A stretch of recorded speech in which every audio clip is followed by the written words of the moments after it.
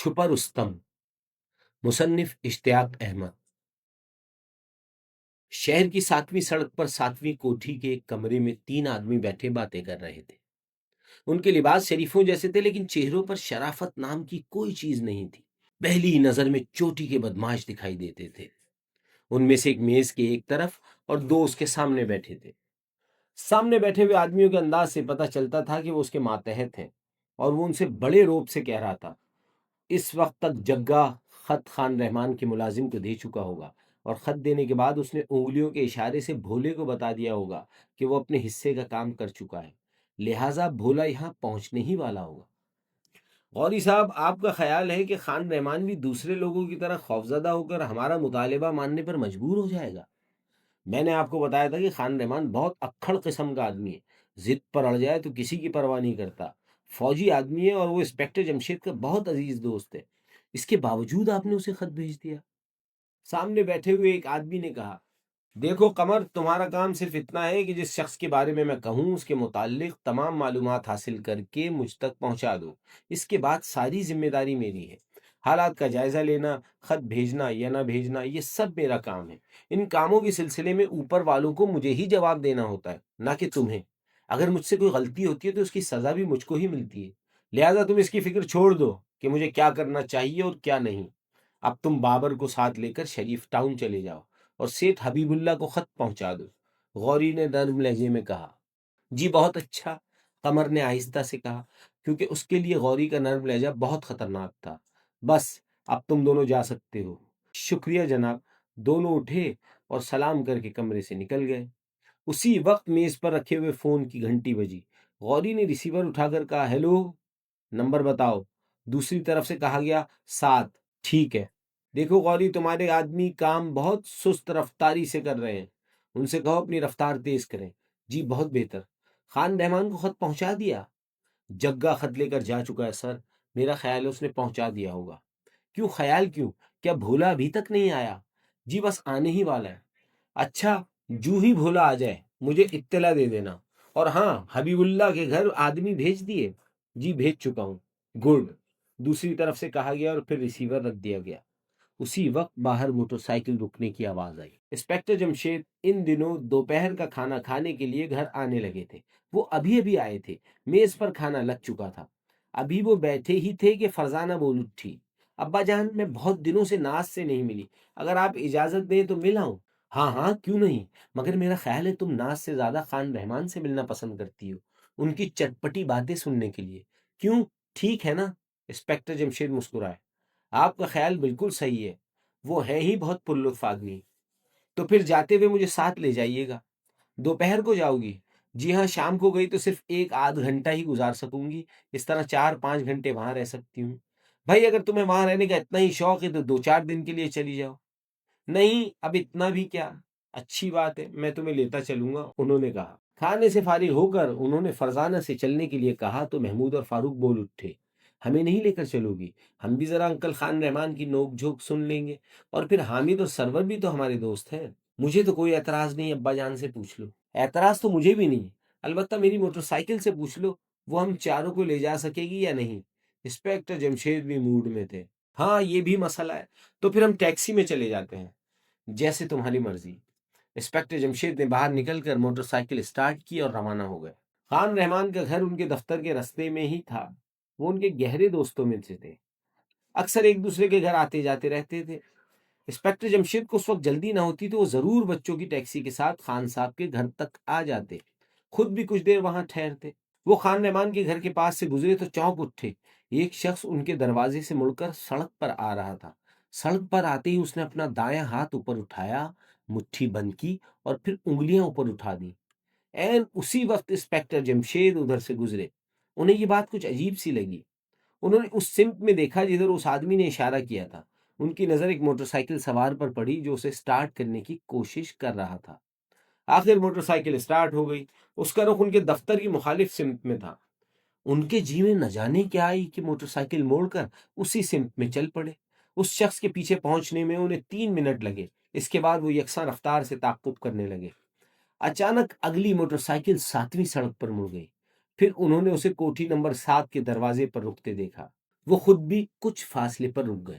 Motor cycle سوار اترا اور کوٹھی کے اندر داخل ہو گیا۔ خان رحمان، ان کے بیٹے حامد، سرور اور بیٹی ناز کھانے کی میز پر بیٹھے تھے۔ ان کی بیگم خالدہ اب تک غسل خانے سے نہیں نکلی تھی۔ وہ چاروں انہی کے انتظار میں ہاتھ رو کے بیٹھے تھے۔ آخر تنگ آ کر خان رحمان بولے، بھائی بیگم اب آ بھی جاؤ۔ بس آئی، اندر سے آواز آئی، یہ تو تم 15 منٹ سے کہہ رہی ہو۔ توبہ ہے، ابھی 1 منٹ پہلے تو ہاتھ دھونے اندر آئی ہوں۔ 1 منٹ پہلے؟ اب جھوٹ بولنا بھی شروع کر دیا۔ آخر یہ آپ کے ہاتھ کتنی دیر میں دھلیں گے؟ بس دھل گئے۔ ہاتھ دھل گئے تو اب تک باہر کیوں نہیں آئی؟ خان رحمان نے پوچھا۔ آپ تو بس پیچھے ہی پڑ جاتے ہیں ایک بات کے۔ وہ کیا محاورہ ہے؟ ہاں یاد آیا، بال کی کھال اتارنے لگتے ہیں۔ اب نہیں اتاروں گا بال کی کھال، لیکن تم کسی طرح باہر تو نکلو، کھانا ٹھنڈا ہو رہا ہے۔ خان رحمان نے ہار مان کر کہا، کھانا ٹھنڈا ہی کھانا چاہیے، معدہ خراب نہیں ہوتا۔ خالدہ بیگم کی آواز آئی، لو بچوں اب اپنی ماں کی ڈاکٹری سنو۔ خان رحمان نے جھلا کر کہا، لیجیے آ گئی۔ خالدہ بیگم نے کمرے میں آتے ہوئے کہا، یا اللہ تیرا شکر ہے۔ خان رحمان نے اطمینان کی سانس لی اور تینوں بچے مسکرانے لگے۔ دونوں میاں بیوی کی نوک جھونک کوئی نئی بات نہیں تھی، ہر روز اور ہر وقت ہی جاری رہتی تھی۔ خان رحمان بہت خوش مزاج تھے، ان کی وجہ سے گھر میں ہر وقت قہقہے گونجا کرتے تھے۔ اس وقت بھی وہ بہت خوشگوار موڈ میں تھے۔ اب آپ بیٹھنے میں کتنی دیر لگائیں گی؟ انہوں نے کہا، کیونکہ خالدہ بیگم اب تک کرسی پر نہیں بیٹھی تھی۔ معلوم ہوتا ہے آج آپ بہت بھوکے ہیں۔ وہ مسکرائیں۔ دوپہر کے 2:30 بج رہے ہیں۔ پورے 2:15 میز پر کھانا لگا تھا۔ 15 منٹ جناب نے لے لیے اور اوپر سے کہہ رہی ہیں کہ بہت بھوکا ہوں۔ بھوکا نہیں ہوں تو کیا، روکھا پھیکا اور سوکھا ہوں گا؟ حامد، سرور اور ناز کی ہنسی نکل گئی۔ انہوں نے جھٹ اپنے منہ پر ہاتھ رکھ لیے، لیکن ہنسی کی آواز خان صاحب کے کانوں تک پہنچ گئی۔ یہ تم تینوں کو کیا ہوا؟ دیکھو کہیں ہنسی سے ہی پیٹ نہ بھر لینا۔ لو، اب بچوں کے پیچھے پڑ گئے، دیر خود لگا رہے ہو، نام بدنام میرا۔ او واقعی میں تو بھول ہی گیا تھا کہ میں بے حد بھوکا ہوں، تو بسم اللہ کرو نا، میرا منہ کیا تک رہے ہو؟ یہ کہہ کر انہوں نے اپنی پلیٹ میں سالن ڈالنا شروع کر دیا، لیکن جوں ہی لقمہ منہ میں رکھنے کے لیے ہاتھ اوپر اٹھایا، کمرے کا دروازہ کھلا اور ان کا ملازم ظہور اندر داخل ہوا۔ خان رحمان کا ہاتھ درمیان میں ہی رہ گیا۔ ان کے چہرے پر غصے کے آثار نمودار ہوئے۔ انہوں نے یہ بھی نہ دیکھا کہ ملازم کے ہاتھ میں ایک خط ہے۔ کان پکڑ لو اور تم سب رک جاؤ، ابھی کھانا نہیں کھایا جائے گا، خان رحمان نے کہا اور اپنا لقمہ واپس پلیٹ میں رکھ دیا۔ ظہور نے بغیر چون و چرا تعمیل کی۔ اب وہ مرغا بنا کھڑا تھا اور سب اسے بے بسی سے دیکھ رہے تھے۔ کان پکڑے پکڑے جواب دو۔ کیا تم جانتے ہو میں نے تمہیں کان پکڑنے کا حکم کیوں دیا ہے؟ انہوں نے پوچھا۔ جی ہاں جانتا ہوں۔ کیا جانتے ہیں؟ آپ کا حکم ہے کہ جب آپ کھانا کھا رہے ہو تو کوئی اندر داخل نہ ہو۔ تو پھر تمہیں میرا یہ حکم اس وقت یاد نہیں رہا تھا جب تم کمرے میں داخل ہوئے تھے؟ یاد تھا جناب۔ پھر کیوں آئے تم؟ جواب دو۔ ابا جان، اس کے ہاتھ میں۔ حامد نے کچھ کہنے کی کوشش کی لیکن فوراً ہی ڈانٹ پڑی۔ تم چپ رہو جی، میں اندھا نہیں ہوں، جانتا ہوں تم کیا کہنا چاہتے ہو۔ ہاں ظہور بولو۔ جی یہ خط، بھاڑ میں جائے یہ خط۔ سنیے تو صحیح، یہ خط ڈاک سے نہیں آیا، کوئی صاحب زبردستی دے گئے اور انہوں نے کہا کہ فوراً آپ تک پہنچا دوں۔ ظہور نے گڑبڑاتے ہوئے کہا۔ کان چھوڑ دو اور سیدھے کھڑے ہو جاؤ، انہوں نے حکم دیا۔ ظہور نے فوراً تعمیل کی۔ تم کس کے ملازم ہو، اس شخص کے یا میرے؟ جی آپ کا۔ اور حکم مانتے ہو دوسروں کا؟ جی غلطی ہو گئی، اس بار معاف کر دیجئے۔ ٹھیک ہے، باہر جا کر بیٹھو، جب ہم کھانا کھا چکے تب خط لے کر آنا۔ جی بہت بہتر۔ غریب ظہور دم ساتھ کر کمرے سے نکل گیا۔ توبہ ہے، آپ فوج میں کیا رہ چکے ہیں، ہر وقت آپ کے اندر ایک فوجی گھسا رہتا ہے۔ اب اس گفتگو میں کیا کچھ وقت نہیں لگا، میں ذرا ہاتھ دھونے چلی گئی تو کان کھا لیے۔ دیکھوں؟ نہیں تو تمہارے کان تو بالکل ٹھیک ہے۔ کیوں بیٹے حامد، تمہاری امی کے کان بالکل ٹھیک ہے نا؟ جی ہاں ابا جان۔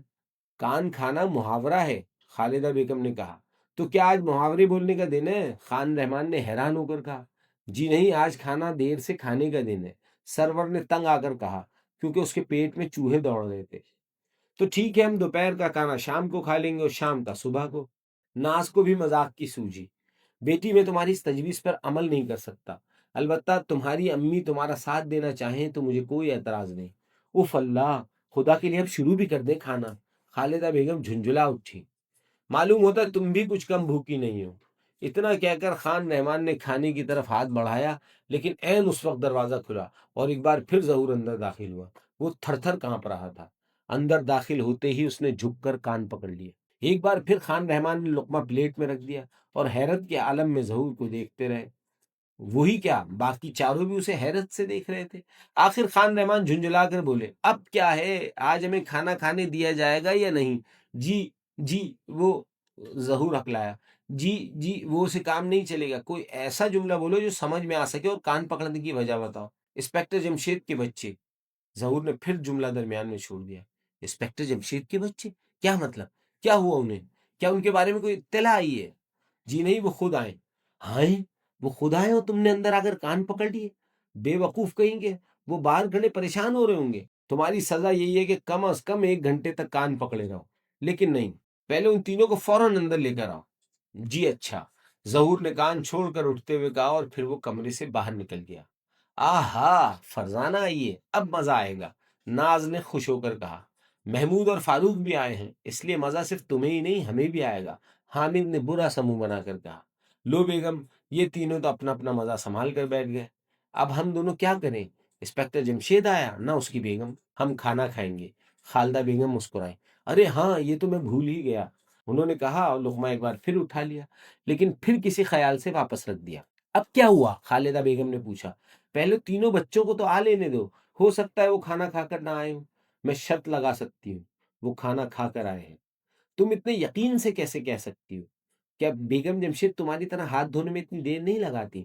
توبہ ہے، ابھی آپ نے کہا تھا کہ بال کی کھال نہیں اتاروں گا، کھال تو اب میں ظہور کی اتار دوں گا۔ یہ ظہور کی کھال کس سلسلے میں اتر رہی ہے انکل؟ محمود نے اندر داخل ہوتے ہوئے کہا۔ اس کے ساتھ ہی فاروق اور فرزانہ بھی اندر آ گئے۔ ظہور بھی ان کے پیچھے تھا اور بری طرح کانپ رہا تھا۔ چلو ظہور کان پکڑو 1 گھنٹے کے لیے، خان رحمان نے کہا۔ پھر بچوں سے بولے، آؤ بچوں، کہو کیا حال ہے؟ سب ٹھیک ہے انکل، یہ ظہور کے کان کیوں پکڑوائے جا رہے ہیں؟ فرزانہ نے پوچھا۔ ہاں تم نے ابھی تک کان نہیں پکڑے؟ اور غریب ظہور ایک بار پھر مرغا بن گیا۔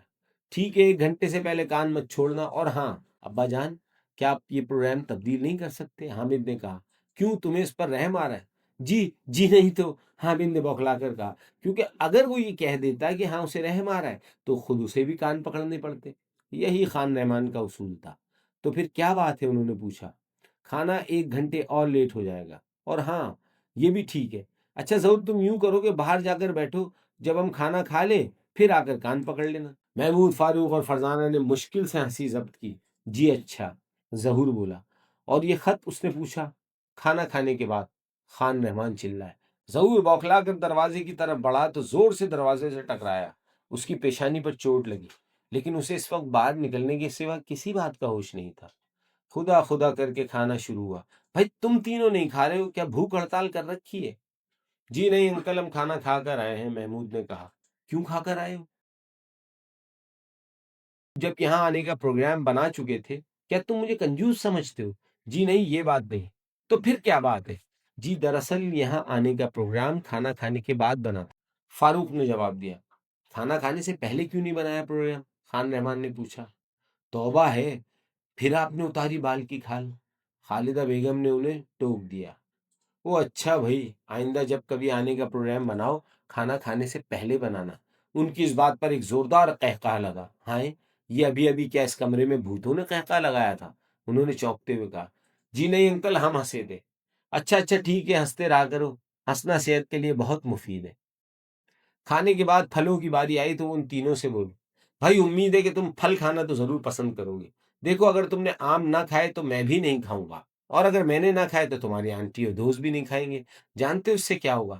یہی کہ کھانا ختم نہیں ہوگا، آم یوں ہی رکھے رہ جائیں گے، اور اس طرح ظہور کان نہیں پکڑ سکے۔ انکل، آم نہ کھانے کا ظہور کے کان پکڑنے سے کیا تعلق ہے؟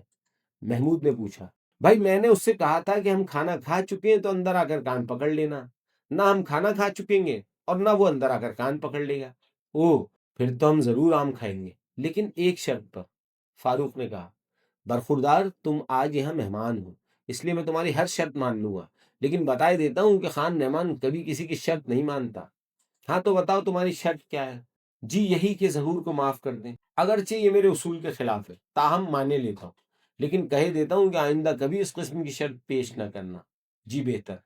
اس کے بعد آموں کا دور شروع ہوا، سب نے خوب ڈٹ کر آم کھائے۔ کھانے سے فارغ ہو کر خان صاحب نے میز کے پائے سے لگا ہوا گھنٹی کا بٹن دبایا، فوراً ہی کمرے کا دروازہ کھلا اور ظہور اندر داخل ہوا۔ اندر آتے ہی اس نے جھک کر کان پکڑ لیے۔ بس رہنے دو، اور یہ خط ادھر لاؤ۔ ظہور نے کان چھوڑ دیے، اس کے چہرے پر حیرت کے آثار تھے، کیونکہ اس طرح معاف کر دینا خان رحمان کے اصولوں کے خلاف تھا۔ فاروق نے تمہاری سفارش کی ہے اور میں نے مان لی ہے، آئندہ یہ لوگ آئیں تو تم کسی بات کی پرواہ کیے بغیر انہیں اندر لے آنا۔ جی بہت اچھا۔ ظہور خوشی خوشی آگے بڑھا اور خط ان کے سامنے رکھ دیا، پھر جانے کے لیے مڑا۔ ٹھہرو، خان رحمان گرجے۔ ظہور چونک کر مڑا۔ اگرچہ ہم نے تمہیں معاف کر دیا ہے، لیکن اس کا یہ مطلب نہیں کہ تمہیں کوئی اور سزا بھی نہ دیں۔ اب تمہاری سزا یہی ہے کہ آموں کی بالٹی اٹھا کر لے جاؤ اور یہ تمام آم کھاؤ، خبردار ان میں سے کوئی آم نہ بچے، اور اگر تم نے تمام آم نہ ختم کیے تو 2 گھنٹے کے لیے کان پکڑنا ہوں گے، سمجھے؟ جی سمجھ گیا، ظہور نے کہا، پھر بالٹی اٹھائی اور دروازے کی طرف بڑھا۔ کیا تم ہمیں بیوقوف سمجھتے ہو؟ خان رحمان بولے، جی کیا فرما رہے ہیں آپ؟ مالی تمہارے پاس موجود رہے گا اور تم اس کے سامنے یہ تمام آم ختم کرو گے۔ جی اچھا، ظہور نے کہا اور باہر نکل گیا۔ جانتے ہو اب یہ باہر جا کر کیا کریں گے؟ خان رحمان نے بچوں سے پوچھا۔ پھر خود ہی کہنے لگے، دونوں مل کر کھائیں گے، بلکہ چوکیدار کو بھی شامل کر لیں گے، کیونکہ آم بہت زیادہ ہیں، ظہور سے تو کسی بھی طرح یہ نہیں کھائے جائیں گے۔ یہ کہہ کر انہوں نے سامنے رکھا ہوا لفافہ اٹھا کر اسے چاک کیا، اندر سے پرچہ نکالا اور پڑھنے لگے۔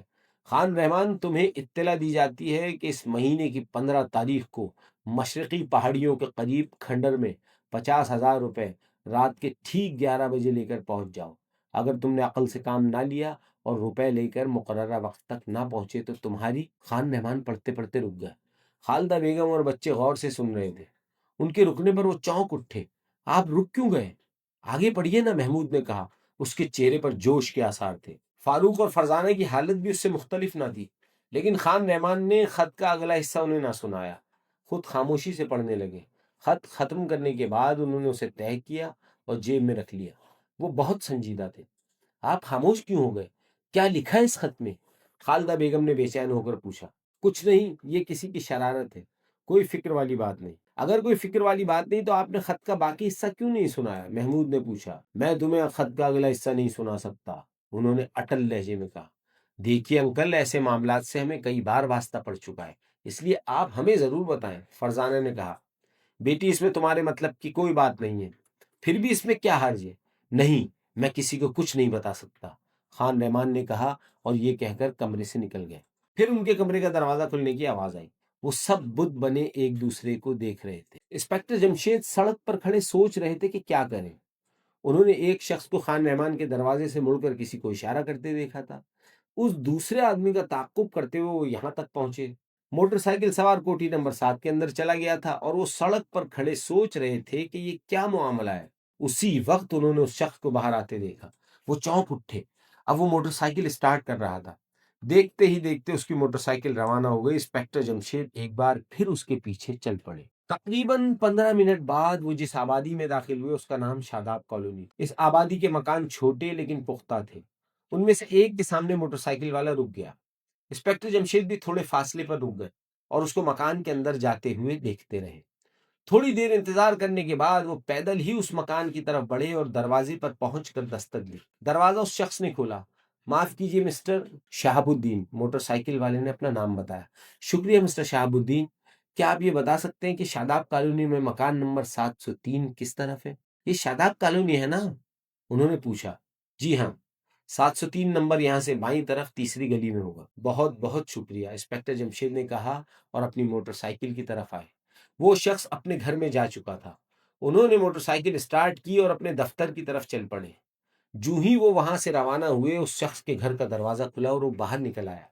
وہ تیزی سے پیدل چلتا ہوا ایک ہوٹل میں گھس گیا اور ٹیلی فون پر غوری کا نمبر ملانے لگا۔ ہیلو، دوسری طرف سے آواز آئی۔ نمبر بتاؤ، اس نے پوچھا۔ 7، میں بھولا ہوں۔ کہو کیا بات ہے؟ ابھی میرے پاس انسپکٹر جمشید آیا تھا۔ انسپکٹر جمشید؟ دوسری طرف سے چونک کر پوچھا گیا۔ جی ہاں، لیکن وہ تمہارے پاس کیسے پہنچ گیا؟ کیا وہ تمہیں جانتا ہے؟ جی نہیں، میں اسے جانتا ہوں۔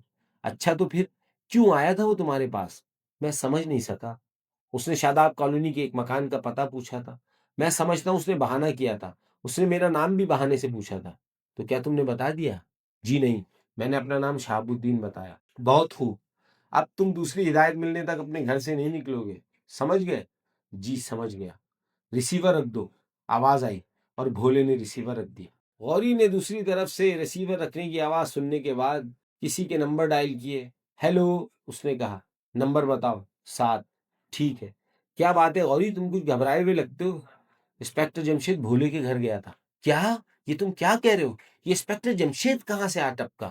میں خود حیران ہوں۔ پوری بات بتاؤ، دوسری طرف سے باروب لہجے میں پوچھا گیا، اور غوری کو جو کچھ اسے بھولے سے معلوم ہوا تھا فون پر بتا دیا۔ بھولے سے کہہ دو وہ گھر سے باہر نہ نکلے، اور خبردار اس کی زبان پر کسی کا بھی نام نہ آئے۔ انسپکٹر جمشید جلد ہی اس کے پاس دوبارہ پہنچے گا۔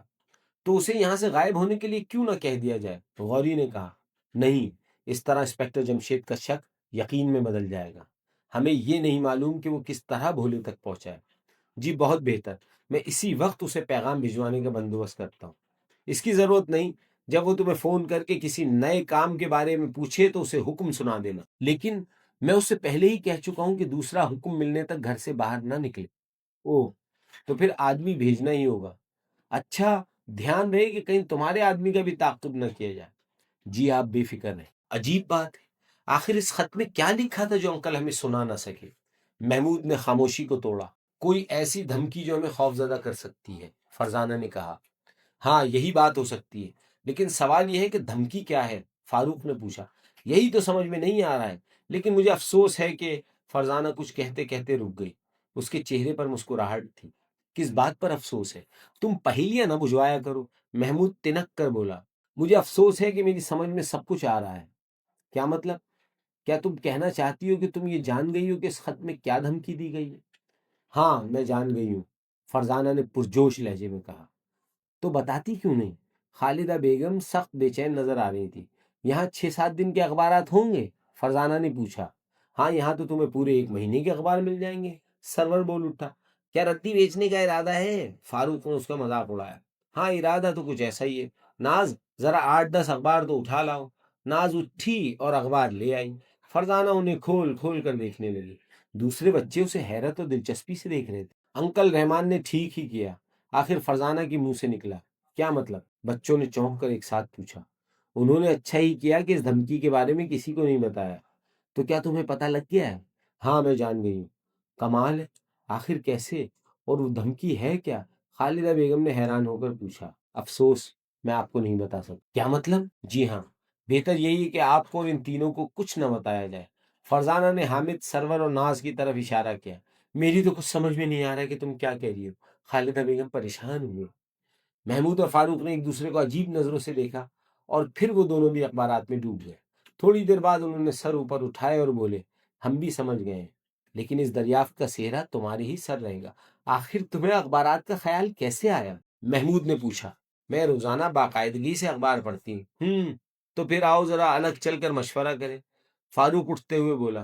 ہمیں کچھ نہیں بتاؤ گے؟ حامد نے پوچھا۔ بتائیں گے کیوں نہیں، بس ذرا صبر کرو، محمود نے کہا۔ پھر وہ تینوں کمرے سے نکل کر برآمدے میں آ کھڑے ہوئے اور دھیمی آواز میں باتیں کرنے لگے۔ انسپکٹر جمشید نے دفتر پہنچتے ہی سب سے پہلے سب انسپکٹر اکرام کو بلوایا۔ وہ اسے دیکھتے ہی کہنے لگے، شہر کے تمام مشہور غنڈوں کی فائل لے آؤ، جلدی کرو۔ جی بہتر۔ سب انسپکٹر اکرام لپکتا ہوا کمرے سے نکل گیا اور 5 منٹ بعد ہی فائل لیے واپس آ گیا۔ انسپکٹر جمشید نے فائل کے ورق الٹنے شروع کیے۔ اس فائل میں مجرموں کی تصویروں کے نیچے ان کے تمام حالات بھی درج تھے۔ انسپکٹر جمشید بے چینی کے عالم میں ورق الٹتے۔ آخر ایک صفحے پر ان کے ہاتھ اٹک کر رہ گیا۔ ان کے سامنے جس آدمی کی تصویر تھی اس نے اپنا نام شہاب الدین بتایا تھا، اور اس سے وہ ابھی ابھی شاداب کالونی میں مل کر آ رہے تھے۔ اسے جانتے ہو؟ انہوں نے سب انسپکٹر کرام سے پوچھا۔ جی ہاں، یہ بھولا ہے، کئی بار کا سزا یافتہ، عام طور پر کسی گروہ کے ساتھ مل کر کام کرتا ہے، تنہا کوئی کام نہیں کرتا۔ کس قسم کے کام کرتا ہے؟ انہوں نے پوچھا۔ کسی زمانے میں ڈاکے مارا کرتا تھا، پچھلے دنوں بچوں کو اغوا کرنے کے سلسلے میں پکڑا گیا تھا۔ جانتے ہو آج کل کہاں رہتا ہے اور کس کے ساتھ مل کر کام کر رہا ہے؟ صرف اتنا معلوم ہے کہ شاداب کالونی کے مکان نمبر 390 میں رہتا ہے۔ آج کل کیا کر رہا ہے، کس کے ساتھ کام کر رہا ہے، یہ نہیں معلوم۔ میں ابھی ابھی اس سے مل کر آ رہا ہوں۔ وہ بولے، جی ہاں، اس نے مجھے اپنا نام شہاب الدین بتایا تھا۔ شہاب الدین؟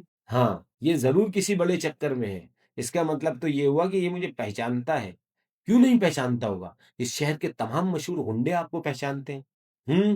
دیکھو، فوراً 2-3 آدمیوں کو لے کر روانہ ہو جاؤ، تمہیں بھولے کی نگرانی کرنی ہے، میں بھی تھوڑی دیر بعد وہاں پہنچ جاؤں گا اور تم سے رپورٹ لوں گا، پھر سوچیں گے کہ کیا کرنا ہے۔ جی بہتر، سب انسپکٹر اکرام نے کہا اور کمرے سے نکل گیا۔ اس کے جانے کے بعد انسپکٹر جمشید نے خان رحمان کا نمبر ملایا۔ فوراً دوسری طرف سے کسی نے کہا ہیلو، میں انسپکٹر جمشید ہوں، ذرا محمود کو بلا دو۔ جی اچھا۔ ہیلو ابا جان، میں ہوں محمود۔ دوسری طرف سے محمود کی آواز ہے۔ کہو بیٹا، واپسی کا کب پروگرام ہے؟ جی شام کو واپس آ جائیں گے۔ کیا یہاں سب خیریت ہے؟ جی خیریت خیریت تو نہیں ہے۔ کیا مطلب؟ انسپکٹر جمشید کی آواز ہے۔ این اس وقت خان رحمان آ، انہوں نے محمود سے پوچھا کون ہے بیٹا، کس کا فون ہے؟ جی ابا جان کا ہے۔ لاؤ مجھے دو، انہوں نے کہا۔ محمود نے فوراً فون ان کے ہاتھ میں دے دیا۔ ہیلو جمشید، کیسی گزر رہی ہے؟ تم دونوں نہیں آئے بچوں کے ساتھ؟ مجھے دفتر میں کچھ کام تھا۔ تم سناؤ وہاں سب خیریت ہے نا؟ خیریت؟ ہاں ہاں بالکل خیریت ہے۔ کیوں، کوئی خاص بات ہے؟ اچھا، بچوں کو شام کو واپس بھیج دینا۔ بھائی تمہاری یہ بات میں نہیں مانوں گا، آج کل اسکولوں کی چھٹیاں ہیں، اب بچے 3-4 دن بعد ہی آئیں گے۔ لیکن محمود تو ابھی کہہ رہا تھا کہ ہم شام کو واپس آ جائیں گے۔ انسپکٹر جمشید نے کہا۔ اس کے کہنے سے کیا ہوتا ہے؟ اور کچھ؟ ہاں فون محمود کو دے دو، اس سے کچھ کہنا ہے۔ اچھا۔ خان رحمان نے ریسیور محمود کو دینے سے پہلے ماؤتھ پیس پر ہاتھ رکھ کر کہا، دیکھو بیٹا، تم اس خط کے بارے میں کچھ نہیں بتاؤ۔ جی اچھا۔ یہ کہتے ہوئے محمود نے ریسیور لے لیا۔ جی ابا جان فرمائیے، کیا کہہ رہے تھے تم؟ یہاں خیریت نہیں ہے؟ نہیں۔ بات کیا ہے؟ انہوں نے پوچھا۔ جی کچھ نہیں۔ یہ کہتے ہی محمود نے ریسیور رکھ دیا، کیونکہ خان رحمان سر پر کھڑے تھے۔ انسپکٹر جمشید نے حیران ہو کر ریسیور کو دیکھا اور پھر تیزی سے اٹھ کھڑے ہوئے۔ اب ان کا رخ خان رحمان کے گھر کی طرف تھا، لیکن وہ اس بات سے بے خبر تھے کہ کوئی سائے کی طرح ان کے پیچھے لگا ہوا ہے۔ محمود، فاروق اور فرزانہ خان رحمان کے کمرے میں داخل ہوئے۔ انہوں نے ان تینوں کو دیکھا، وہ کافی پریشان دکھائی دے رہے تھے۔ آؤ بچوں، کہو کیسے آئے؟ اگر تم جانے کی اجازت لینے آئے ہو تو وہ تمہیں نہیں مل سکتی۔ 3-4 دن یہاں رہو، کھیلو کودو، پھر چلے جانا، میں نے جمشید سے کہہ دیا ہے۔ بہت اچھا انکل، جیسی آپ کی مرضی۔ لیکن اس خط میں کیا لکھا تھا؟ محمود نے پوچھا۔ میں کچھ نہیں بتا سکتا، شاید اس لیے کہ اس خط میں کسی کو کچھ بتانے سے منع کیا گیا ہے، فرزانہ نے کہا۔ تمہیں کیسے معلوم؟ خان رحمان چونک اٹھے۔ ہم تو یہ بھی جانتے ہیں کہ آپ کو کیا دھمکی دی گئی ہے۔ نہیں، یہ غلط ہے، میں نے وہ خط تمہیں نہیں دکھایا، پھر تمہیں کیسے معلوم ہو سکتا ہے؟ ہم انسپکٹر جمشید کے بچے ہیں اور اس قسم کے واقعات سے ہمیں واسطہ پڑتا رہتا ہے۔ اچھا بتاؤ، مجرموں نے مجھے کیا دھمکی دی ہے؟ سنیے، فرزانہ نے کہا۔ مجرموں نے آپ کو دھمکی دی ہے کہ اگر آپ نے فلاں تاریخ کو اتنے روپے فلاں جگہ نہ پہنچائے تو وہ ناز کو اغوا کر لیں گے۔ خاموش رہو، کہیں کوئی سن نہ لے۔ مجھے حیرت ہے تمہیں اس کا کیسے معلوم ہو گیا؟ جانتے ہو، مجرموں نے یہ بھی لکھا ہے کہ اگر میں نے اس کا ذکر کسی سے کیا تو ناز کو اغوا کرنے کے بعد جان سے مار دیا جائے گا۔ محمود سوچ میں ڈوب گیا۔ آخر تمہیں کیسے معلوم ہوا؟ اخبارات دیکھنے سے ہم اس نتیجے پر پہنچے ہیں، فرزانہ نے کہا۔ وہ کیسے؟ میں باقاعدگی سے اخبار پڑھتی ہوں، پچھلے کچھ دنوں سے روزانہ کوئی نہ کوئی لڑکی ضرور اغوا ہو رہی ہے۔ عجیب بات یہ ہے کہ صرف لڑکیاں ہی اغوا ہو رہی ہیں، اور جن کی اغوا ہوئی ہیں وہ مالدار آدمی ہیں۔ اس بات سے یہ اندازہ نہیں لگایا جا سکتا کہ مجھے کوئی اس قسم کی دھمکی دی گئی ہے، خان رحمان نے کہا۔ آپ ٹھیک کہتے ہیں، لیکن جن لوگوں کی لڑکیاں اغوا کی گئی ہیں ان کے نام اخبارات میں پیغام شائع ہوئے ہیں۔ یہ پیغام کچھ اس قسم کے ہیں: ہمیں افسوس ہے، آپ نے ہماری پیشکش پر دھیان نہیں دیا، اب بھی کچھ نہیں بگڑا۔ بہت خوب، تم تینوں بہت ذہین ہو، ذرا میں بھی وہ اخبارات دیکھنا چاہتا ہوں۔ اور ہاں، ناز، اس کی امی اور بھائیوں کو کچھ نہ بتانا، آپ بے فکر رہیں۔ اسی وقت کسی نے دروازے کی گھنٹی بجائی اور پھر جلد ہی ظہور نے انسپکٹر جمشید کے آنے کی اطلاع دی۔ کہاں ہے وہ خط؟ انہوں نے آتے ہی خان رحمان سے کہا۔ کون سا خط؟ تمہارا دماغ تو ٹھیک ہے؟ خان رحمان نے مسکرا کر کہا، جیسے انسپکٹر جمشید نے ان سے مذاق کیا۔ وہی جو تمہیں ملا ہے۔ یار تم عجیب آدمی ہو، آتے ہی انسپکٹر ہی جھاڑنے لگے، نہ سلام نہ دعا۔ دیکھو وقت بہت کم ہے، بات کو مذاق میں نہ اڑاؤ، مجھے وہ خط دکھا دو جس میں ناز کو اغوا کرنے کی دھمکی دی گئی ہے، انہوں نے تیز لہجے میں کہا۔ عجیب بات ہے، تم آدمی ہو یا بھوت؟ آخر تم کیسے کہہ سکتے ہو کہ مجھے کوئی دھمکی بھرا خط ملا ہے؟ دن رات یہی تو کام کرتا ہوں، انسپکٹر جمشید مسکرائے۔ میں تمہیں وہ خط نہیں دکھا سکتا، پہلے تم یہ بتاؤ کہ تمہیں اس کے متعلق کیسے معلوم ہوا؟ یہ سب کچھ ایک عجیب اتفاق کے تحت ہوا۔ میں کھانا کھا کر دفتر جا رہا تھا، تمہارے گھر کے پاس سے گزرنے لگا تو ایک شخص کو دروازے پر سے مڑتے دیکھا، ساتھ ہی اس نے ہاتھ اونچا اٹھا کر ایک عجیب سا اشارہ کیا۔ پھر میں نے ایک شخص کو موٹر سائیکل سٹارٹ کرتے دیکھا، اشارہ اسی کو کیا گیا تھا۔ میں نے اس کا تعاقب کیا، پھر دفتر میں مجرموں کی فائل دیکھی تو اس میں اس شخص کی تصویر موجود تھی۔ میں نے یہاں فون کیا تو محمود سے پتہ چلا کہ یہاں خیریت نہیں ہے۔ اس موٹر سائیکل سوار کے حالات جاننے کے بعد میرے لیے یہ جاننا مشکل نہیں کہ تمہیں کوئی دھمکی بھرا خط ملا ہے۔ بہت خوب، لیکن ابھی وہ خط میں تمہیں نہیں دکھا سکتا، کیونکہ اس میں یہ بھی لکھا ہے کہ اگر میں نے پولیس کو بتانے کی کوشش کی تو وہ ناز کو زندہ نہیں چھوڑیں گے۔ لیکن اب چھپانے سے کیا فائدہ، مجھے تو معلوم ہو ہی چکا ہے، اور تمہارے بچوں کو بھی۔ خان رحمان نے کہا۔ انہیں کیسے معلوم ہو گیا؟ کیا تم نے بتایا تھا؟ انسپیکٹر جمشید نے پوچھا۔ نہیں، وہ بھی تمہارے ہی بچے ہیں، انہوں نے خود ہی معلوم کر لیا۔ وہ کیسے؟ انسپیکٹر جمشید نے پوچھا۔ اس پر خان رحمان نے ساری کہانی سنا ڈالی۔ بس ٹھیک ہے، اب تم وہ خط فوراً مجھے دکھا دو۔ بھابھی اور بچے کہاں ہیں؟ کھانا کھانے کے بعد اپنے کمروں میں چلے گئے ہیں۔ محمود، فاروق اور فرزانہ بھی ان کے ساتھ ہی تھے، لیکن پھر بہانہ کر کے میرے پاس چلے آئے تھے۔ انہوں نے ان سے کہا تھا کہ ہم انکل سے جانے کی اجازت لے آئیں۔ یہ اچھا کیا، انہیں اس سلسلے میں کوئی بات معلوم بھی نہیں ہونی چاہیے۔ آؤ میں تمہیں خط دکھاتا ہوں۔ آخر خان رحمان نے ہتھیار ڈال دیے۔ خان رحمان نے خط نکال کر انسپیکٹر جمشید کو دیا۔ انہوں نے پڑھنے کے لیے کھولا ہی تھا کہ زبردست دھماکے کی آواز آئی۔ وہ چونک اٹھے، آواز دروازے کی طرف سے آئی ہے۔ انسپیکٹر جمشید چلائے، پھر دروازے کی طرف دوڑ پڑے۔ باقی لوگ بھی ان کے پیچھے بھاگنے لگے۔ بیگم خالدہ اور ان کے بچے اپنے اپنے کمروں سے نکل آئے۔ جوں ہی وہ دروازے پر پہنچے، ٹھٹک کر رہ گئے۔ ظہور فرش پر بے ہوش پڑا تھا۔ اس کے پاس ہی کاغذ کا ایک پرزہ نظر آیا۔ انسپیکٹر جمشید نے پرزہ اٹھا کر دیکھا۔ لکھا تھا، انسپیکٹر جمشید تمہاری کوئی مدد نہیں کر سکے گا، اب تم نے خود کو مصیبت میں پھنسا لیا ہے۔ اگر تم انسپیکٹر جمشید کو اپنے ساتھ شریک نہ کرتے تو صرف 50,000 میں ہی معاملہ ٹل جاتا۔ اب تیار رہو، انسپیکٹر جمشید کی موجودگی ہی میں تمہاری بچی کو اٹھا لیا جائے گا۔ وہ سب ہکا بکا کھڑے ایک دوسرے کو دیکھ رہے تھے۔ سب سے پہلے انسپیکٹر جمشید کو ہوش آیا۔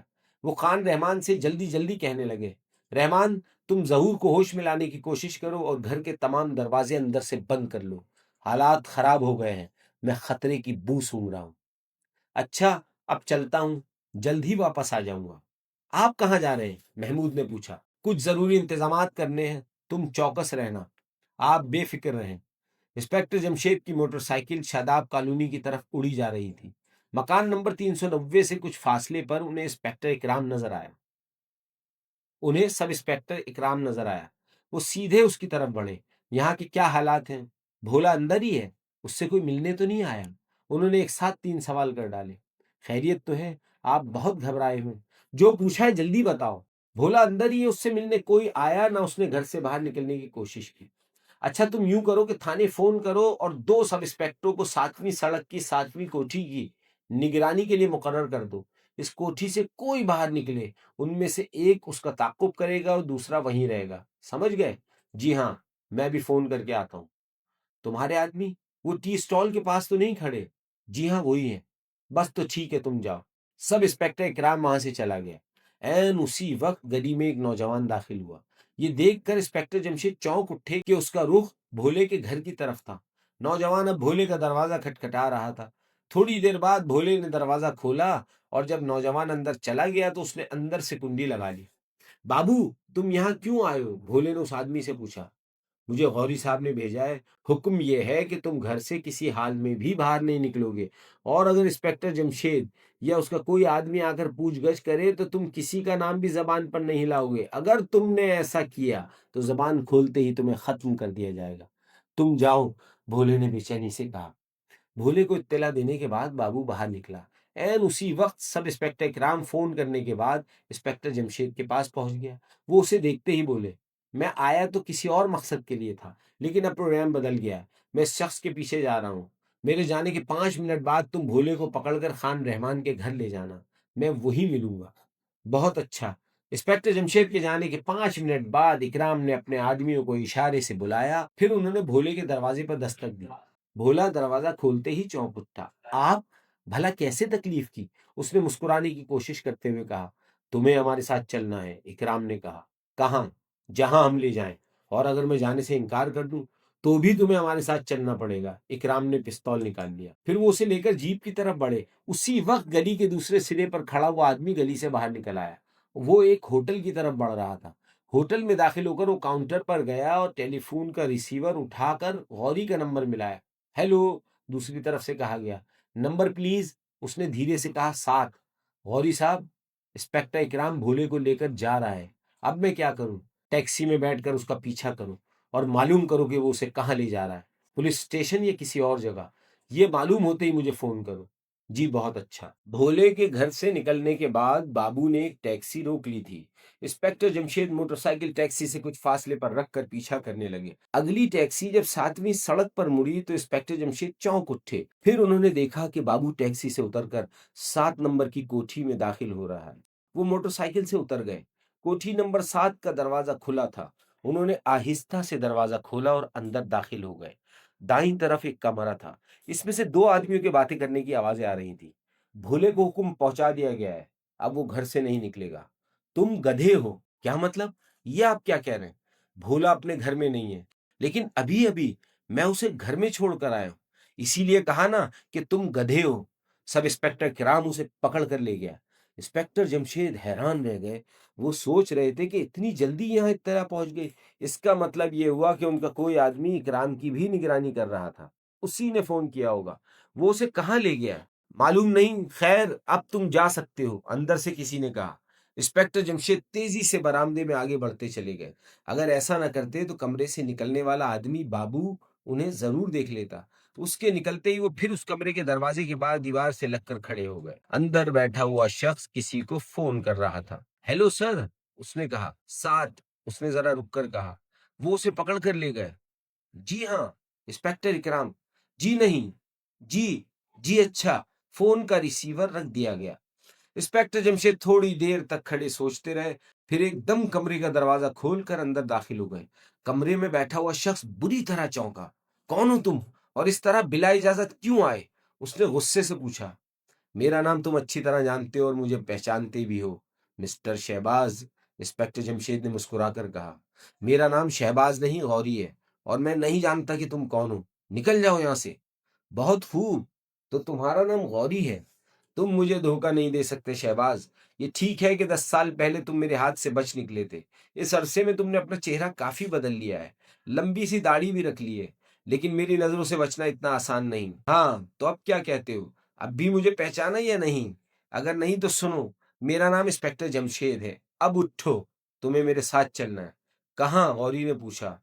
جہاں بھولا گیا ہے، مجھے افسوس ہے میں اس پر عمل نہیں کر سکتا۔ یہ کہتے ہی غوری نے میز کی دراز میں سے پستول نکال کر انسپکٹر جمشید کی طرف تان لیا۔ میز کی دراز وہ پہلے ہی باتوں باتوں میں کھول چکا تھا۔ تمہاری یہ جرت کہ مجھ پر پستول تانو؟ پستول میز پر رکھ دو ورنہ پچھتاؤ گے۔ 10 سال سے پچھتا رہا ہوں کہ میں نے تمہیں زندہ کیوں چھوڑا، غوری نے ٹھنڈے لہجے میں کہا۔ پھر اب کیا پروگرام ہے؟ انسپکٹر جمشید نے کہا۔ میں ذرا تمہارے بارے میں ہدایت لے لوں، غوری نے کہا۔ اس نے بائیں ہاتھ سے فون کا ریسیور اٹھا کر میز پر رکھ دیا اور نمبر ڈائل کرنے لگا۔ ہیلو، دوسری طرف سے کہا گیا۔ میں غوری بول رہا ہوں سر۔ نمبر بتاؤ، دوسری طرف سے پوچھا گیا۔ 7۔ کیا بات ہے، بھولے کے متعلق کچھ معلوم ہوا؟ ابھی نہیں، یہاں میرے کمرے میں انسپکٹر جمشید موجود ہے، اس نے اطمینان سے کہا۔ کیا کہا؟ انسپکٹر جمشید؟ جی ہاں، وہ اس وقت میرے پستول کی زد پر ہے۔ اس کا کیا کیا جائے؟ لگا دو ٹھکانے، اس نے بہت تنگ کر رکھا ہے۔ لیکن لاش کا کیا ہوگا؟ غوری نے پوچھا۔ اس کی نظر برابر انسپکٹر جمشید پر جمی ہوئی تھی۔ تمہاری کوٹھی کی پچھلی طرف 2 آدمی کار لے کر آئیں گے، ان کے حوالے کر دینا۔ بہت اچھا۔ دوسری طرف سے ریسیور رکھ دیا گیا۔ غوری انسپکٹر جمشید کی طرف مڑا۔ لو انسپکٹر، تمہاری موت کا حکم ملا ہے، اب تم مرنے کے لیے تیار ہو جاؤ۔ زندگی اور موت خدا کے ہاتھ ہے، کیا تم مجھے سگریٹ پینے کی اجازت دو گے؟ کیوں نہیں، تمہاری آخری خواہش پورا کرنا میرا اخلاقی فرض ہے۔ شکریہ۔ انسپکٹر جمشید نے ہاتھ جیب کی طرف بڑھایا۔ آپ تکلیف نہ کریں، میں جانتا ہوں آپ کی جیب سے سگریٹ کے بجائے پستول بھی نکل سکتا ہے، تو پھر تم خود ہی نکال لو، انسپکٹر جمشید نے کہا۔ غوری اپنی جگہ سے اٹھا اور انسپکٹر کی طرف بڑھنے لگا۔ انسپکٹر جمشید یہی چاہتے تھے۔ جوں ہی وہ ان کی جیب میں ہاتھ ڈالنے کے لیے جھکا، انہوں نے بجلی کی سی پھرتی سے اپنا سر اس کی ناک پر دے مارا۔ ٹکر اس قدر زوردار تھی کہ غوری کے منہ سے چیخ نکل گئی اور وہ دوسری طرف الٹ گیا۔ انسپکٹر جمشید نے تیزی سے آگے بڑھ کر اس کے ہاتھ سے پستول چھین لیا۔ اب تم اپنے اس باس کا نام بتاؤ جسے تم سر کہہ کر پکار رہے تھے۔ انسپکٹر جمشید مسکرائے۔ میں نہیں جانتا، غوری نے غصے سے کہا۔ اچھا تو اس کا فون نمبر ہی بتا دو۔ نہیں بتاؤں گا۔ بہت خوب، میں چاہوں تو تم سے اگلوا سکتا ہوں، لیکن مجھے ضرورت ہی کیا ہے؟ نمبر مجھے معلوم ہے۔ تمہیں کیسے معلوم؟ تم جھوٹ کہتے ہو۔ جب تم فون کر رہے تھے تو میری نظر ڈائل پر تھی اور نمبر ذہن میں محفوظ ہوتے جا رہے تھے۔ 3431 ہی ہے نا؟ یہ کہہ کر وہ فون کی طرف بڑھے اور ایک ہاتھ سے نمبر ڈائل کرنے لگے۔ دوسری طرف سے ریسیور اٹھانے کی آواز سن کر وہ دھیمی آواز میں بولے، ہیلو، نمبر بتاؤ۔ دوسری طرف سے آواز آئی، 7۔ کیا بات ہے غوری؟ انسپکٹر جمشید اس دنیا سے رخصت ہو چکا؟ نہیں، ابھی اس کا وقت نہیں آیا۔ کیا مطلب؟ کون ہو تم؟ انسپکٹر جمشید، میں غوری کو لے کر اپنے دوست رحمان کے گھر جا رہا ہوں۔ تم نے اس کی بیٹی کو اٹھانے کا پروگرام بنایا تھا نا، میں نے تمہارے 2 آدمیوں کو قابو میں کر لیا ہے۔ اگر تم میں ذرا بھی ہمت ہوئی تو خان رحمان کے ہاں ملاقات ہوگی، میں تمہارا وہیں انتظار کروں گا۔ انہوں نے بات ختم کر کے کچھ دیر انتظار کیا، لیکن جواب نہ پا کر ریسیور رکھ دیا۔ پھر غوری کی طرف مڑے۔ چلیے مسٹر شہباز عرف غوری صاحب، انہوں نے پستول کی نال سے اشارہ کرتے ہوئے کہا۔ غوری کچھ کھڑا ہوا، اس کی ناک سے خون بہہ رہا تھا۔ کوٹھی سے باہر نکل کر انسپکٹر جمشید نے ایک ٹیکسی رکوائی اور ڈرائیور سے بولے، مہربانی کر کے یہ موٹر سائیکل کوٹھی کے احاطے میں کھڑی کر دیں، میرا ساتھی زخمی ہے۔ ٹیکسی ڈرائیور نے موٹر سائیکل احاطے میں کھڑی کر دی۔ اتنی دیر میں انسپکٹر جمشید غوری کے ساتھ گاڑی میں بیٹھ چکے تھے۔ انہوں نے خان رحمان کے گھر کا پتہ بتایا اور ٹیکسی روانہ ہو گئی۔ دروازہ کھولیے۔ سب انسپکٹر اکرام نے خان رحمان کے دروازے کی گھنٹی کا بٹن دبایا۔ اندر سے کسی نے پوچھا، کون ہے؟ میں سب انسپکٹر اکرام ہوں، مجھے جمشید صاحب نے بھیجا ہے۔ ہو سکتا ہے تم مجرموں کے ساتھی ہو، اس لیے دروازہ نہیں کھلے گا۔ اندر سے بولنے والے خان رحمان ہی تھے۔ کیا یہاں جمشید صاحب کے بچے نہیں ہیں؟ ہیں؟ کیوں؟ کیا بات ہے؟ وہ مجھے جانتے ہیں۔ تو پھر اس سے کیا ہوتا ہے؟ ہو سکتا ہے تم نے انسپکٹر اکرام کا بھیس بدل رکھا ہو۔ کمال ہے، آپ تو ضرورت سے زیادہ ہی محتاط ہیں۔ میرے ساتھ مجرموں کا ایک آدمی بھی ہے اور 2 کانسٹیبل بھی۔ آپ دروازہ تو کھولیے، اکرام نے تنگ آ کر کہا۔ میں سب جانتا ہوں، دروازہ نہیں کھلے گا۔ مجرموں نے دھمکی دی ہے کہ وہ میری بیٹی کو اٹھا کر لے جائیں گے، لہٰذا وہ کسی نہ کسی طرح اندر گھسنے کی کوشش کریں گے، اور میرا خیال ہے یہ ان کوششوں میں سے پہلی ہے۔ اف خدایا، کس مصیبت میں پھنس گیا ہوں۔ اچھا آپ ذرا محمود کو بلائیں، میں اسے یقین دلا سکتا ہوں۔ کوئی ضرورت نہیں۔ اچھا تو پھر میں کسی ہوٹل میں جا کر بیٹھ جاتا ہوں، جب انسپکٹر جمشید آئیں گے تو آپ کو خود ہی معلوم ہو جائے گا۔ ارے میاں جاؤ، بہت دیکھے انسپکٹر، میں کسی سے نہیں ڈرتا۔ خان رحمان کی باروب آواز آئی۔ اگر ڈرتے نہیں تو دروازہ کیوں بند کیے بیٹھے ہیں؟ اکرام نے کہا، بیٹی کا معاملہ ہے، کوئی مجھے اٹھا لے جانے کا پروگرام بناتا تو کبھی دروازہ بند کر کے نہ بیٹھتا۔ وہ کیوں؟ کیا مجرم آپ کو اٹھا کر نہیں لے جا سکتے؟ انسپکٹر اکرام کو غصہ بھی آ رہا تھا اور لطف بھی۔ نہیں، ایسی کوئی بات نہیں، وہ مجھے ضرور اٹھا کر لے جاتے، لیکن جانتے ہو میں ایک وقت میں 16 روٹیاں اور 2 مرغ کھا جاتا ہوں، لہٰذا وہ تنگ آ کر خود ہی مجھے چھوڑ دیتے۔ دیکھیے، مجھے جمشید صاحب نے آپ کی حفاظت کے لیے بھیجا ہے، اور آپ ہیں کہ میں اپنی اور اپنے گھر کی حفاظت خود کر سکتا ہوں۔ آپ کی بیٹی آپ کے پاس موجود ہے؟ اچانک اکرام کو کچھ خیال آیا۔ کیا مطلب؟ تم نے اس کے متعلق کیوں پوچھا؟ آپ کو دروازے پر کھڑے کھڑے باتیں کرتے کافی دیر ہو گئی ہے، میرا خیال ہے آپ کو اتنی دیر تک بچوں کی نظروں سے اوجھل نہیں رہنا چاہیے۔ بہتر ہوگا کہ فوراً دروازہ کھول دیں اور مجھے ساتھ لے کر اندر کے حالات کا جائزہ لیں۔ بہت اچھے، ایک اور بہانہ بنایا تم نے۔ ٹھہرو، میں خود ہی جا کر دیکھ آتا ہوں، خان رحمان نے جواب دیا۔ پھر ان کے جانے کی آواز آئی۔ عجیب شکی آدمی ہے یہ بھی، اکرام نے کہا۔ بھولا اس کے قریب کھڑا تھا اور کانسٹیبل اس کے پیچھے۔ ان میں سے ایک کے ہاتھ میں بھولے کی جیب سے نکالا ہوا پستول تھا۔ کیا خیال ہے، تمہارا گرو اس مکان میں داخل ہو سکے گا؟ اکرام نے بھولے سے مسکرا کر پوچھا۔ جس گھر میں پولیس انسپکٹر کو داخل ہونے میں اس قدر مشکل پیش آ رہی ہے، اس میں مجرموں کا سردار کیسے گھس پائے گا؟ میں کیا کہہ سکتا ہوں، بھولا لاپرواہی سے بولا۔ تم کس کے لیے کام کر رہے ہو؟ مجھے نہیں معلوم۔ خیر، ہم معلوم کر لیں گے مسٹر شہاب الدین، اکرام نے مسکرا کر کہا۔ اسی وقت اندر سے قدموں کی آواز آئی، پھر خان رحمان کی آواز سنائی دی۔ ہیلو مسٹر اکرام، یا جو کوئی بھی تم ہو، یعنی ابھی آپ کو یقین ہی نہیں آیا کہ میں انسپکٹر اکرام ہوں؟ میرا یقین ڈاواڈول ہو رہا ہے۔ خیر فرمائیے، کیا خبر ہے؟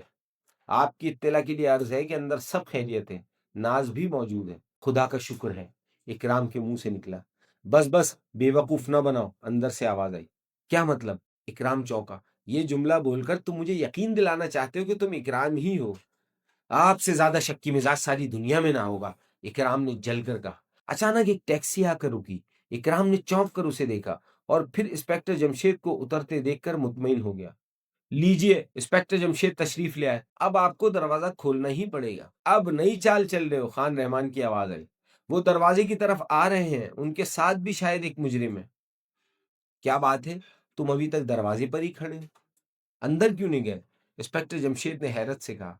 خان رحمان دروازہ کھولنے پر تیار نہیں۔ کیا مطلب؟ ان کا خیال ہے کہ میں مجرموں کا کوئی ساتھی ہوں۔ اوہ، انسپکٹر جمشید مسکرائے، پھر دروازے کی گھنٹی کا بٹن دبا دیا۔ میں دروازے کی اس طرف موجود ہوں، خان رحمان نے اندر سے کہا۔ دروازہ کھولو۔ ہاں ٹھیک ہے۔ یہ آواز ضرور جمشید ہی کی ہے۔ خان رحمان کی آواز آئی اور ساتھ ہی دروازے کی چٹخنی گرا دی گئی۔ شکر ہے، مجھے تو ایسا محسوس ہونے لگا تھا جیسے ساری عمر اس دروازے پر ہی کھڑا رہنا پڑے گا، اکرام کے منہ سے نکلا۔ دعا دو انسپکٹر جمشید کو جس نے آ کر تمہاری مشکل آسان کر دی، خان رحمان مسکرائے۔ وہ دونوں مجرموں کو لے کر اندر آئے۔ این اسی وقت فون کی گھنٹی بجی۔ سیٹھ حبیب اللہ اپنے بیوی بچوں کے ساتھ ابھی شام کی چائے پی کر فارغ ہوئے تھے۔ ابھی وہ میز پر سے اٹھے نہیں تھے کہ ملازم ایک خط لے کر اندر داخل ہوا۔ یہ کوئی صاحب دستی دے گئے ہیں، ملازم نے بتایا۔ سیٹھ حبیب اللہ نے خط کھولا اور پڑھنے لگے۔ خط کے الفاظ ان کی بیوی اور بچوں کو سہما دینے کے لیے کافی تھے۔ لکھا تھا، سیٹھ حبیب اللہ، تمہیں اطلاع دی جاتی ہے کہ اس ماہ کی 17 تاریخ کو مشرقی پہاڑیوں کے قریب کھنڈر میں 50,000 روپے رات کے ٹھیک 11 بجے لے کر پہنچ جاؤ۔ اگر تم نے عقل سے کام نہ لیا اور روپے لے کر مقررہ وقت پر نہ پہنچے تو تمہاری بیٹی کو اغوا کر لیا جائے گا اور اس وقت تک واپس نہیں کیا جائے گا جب تک روپے نہ پہنچائے جائیں گے۔ 17 تاریخ کو روپے ادا نہ کرنے کی صورت میں 10,000 روپے زیادہ ادا کرنے پڑیں گے۔ یاد رکھو، پولیس کو اطلاع دی گئی تو تمہاری بیٹی کو ہلاک کر دیا جائے گا۔ یہ کیا بکواس ہے؟ حبیب اللہ غصے سے چلائے۔ کون تھا وہ جو تمہیں یہ خط دے گیا ہے؟ جی، میں نے اسے غور سے نہیں دیکھا، ملازم نے سہم کر کہا۔ ہو سکتا ہے یہ آپ کے کسی دوست کی شرارت ہو، ان کی بیوی نے خیال ظاہر کیا۔ ہاں، یہ بھی ہو سکتا ہے۔ سیٹھ حبیب اللہ کسی سوچ میں گم تھے، پھر بولے، مگر میرا خیال ہے یہ مذاق نہیں۔ بچوں کے اغوا کی خبریں روزانہ اخبارات میں چھپ رہی ہیں۔ پھر آپ نے کیا سوچا ہے؟ میں اپنی بیٹی کی زندگی کا خطرہ مول نہیں لے سکتا۔ 50,000 روپے میرے نزدیک کوئی اہمیت نہیں رکھتے۔ تو کیا آپ ان کا مطالبہ پورا کر دیں گے؟ ہاں، میرا ارادہ یہی ہے، انہوں نے کہا اور اٹھ کر اپنے کمرے میں چلے گئے۔ چند منٹ بعد وہ واپس آئے تو بیوی نے پوچھا، کیا بات ہے، خیر تو ہے؟ کچھ نہیں، مجھے ذرا سوچنے دو، حبیب اللہ نے کہا اور سر پکڑ کر بیٹھ گئے۔ پھر میز پر رکھے ٹیلی فون پر کسی کے نمبر ڈائل کیے۔ ہیلو، کون صاحب؟ دوسری طرف سے پوچھا گیا۔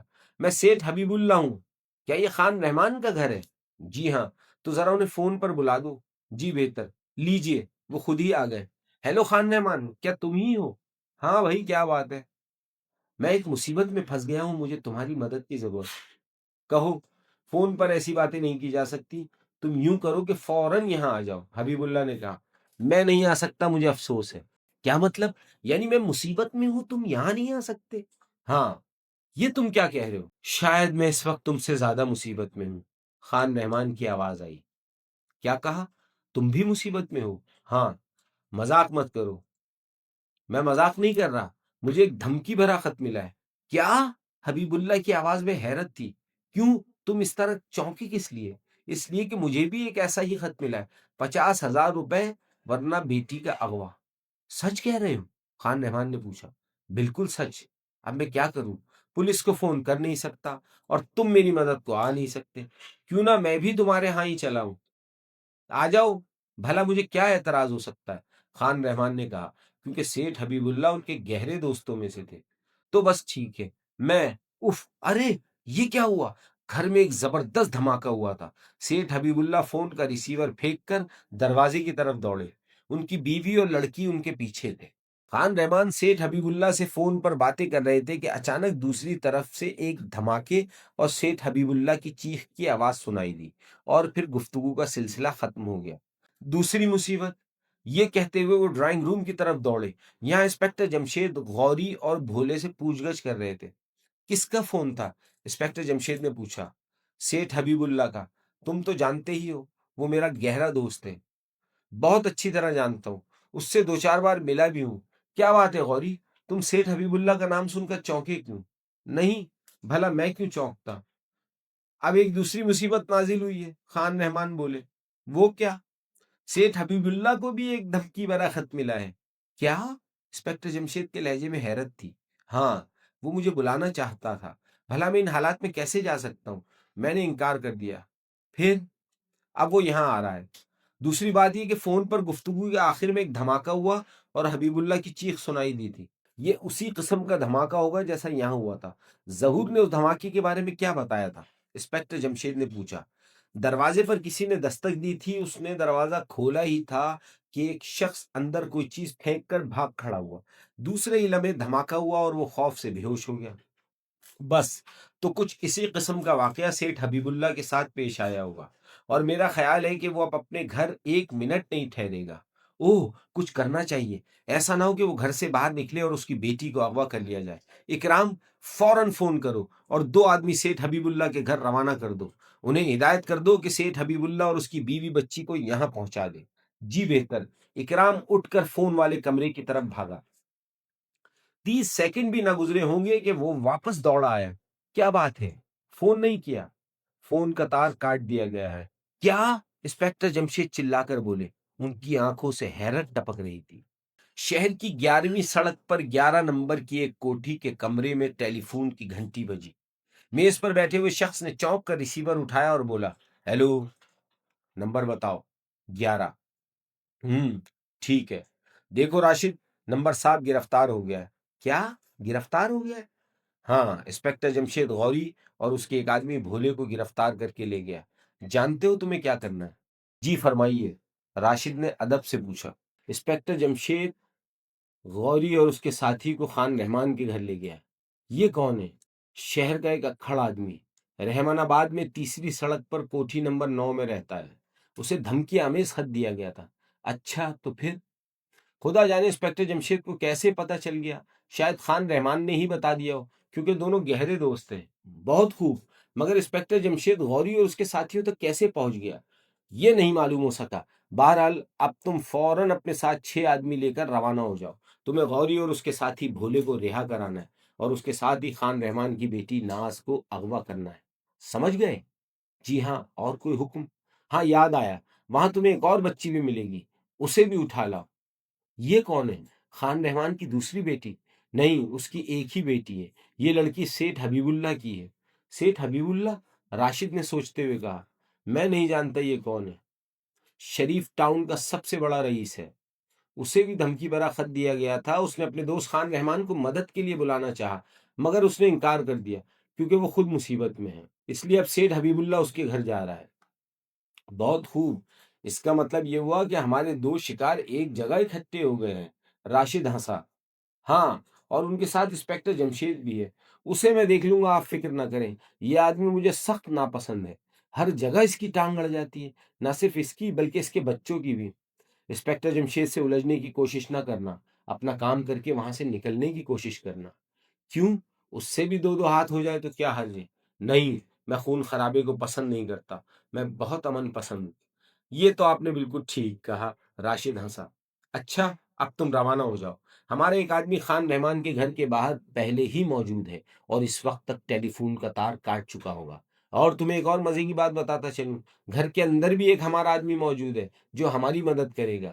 ہو سکتا ہے وہ تمہارے لیے مکان کا کوئی دروازہ یا کھڑکی کھول دے۔ بہت خوب، بہت تیزی سے کام ہو رہا ہے۔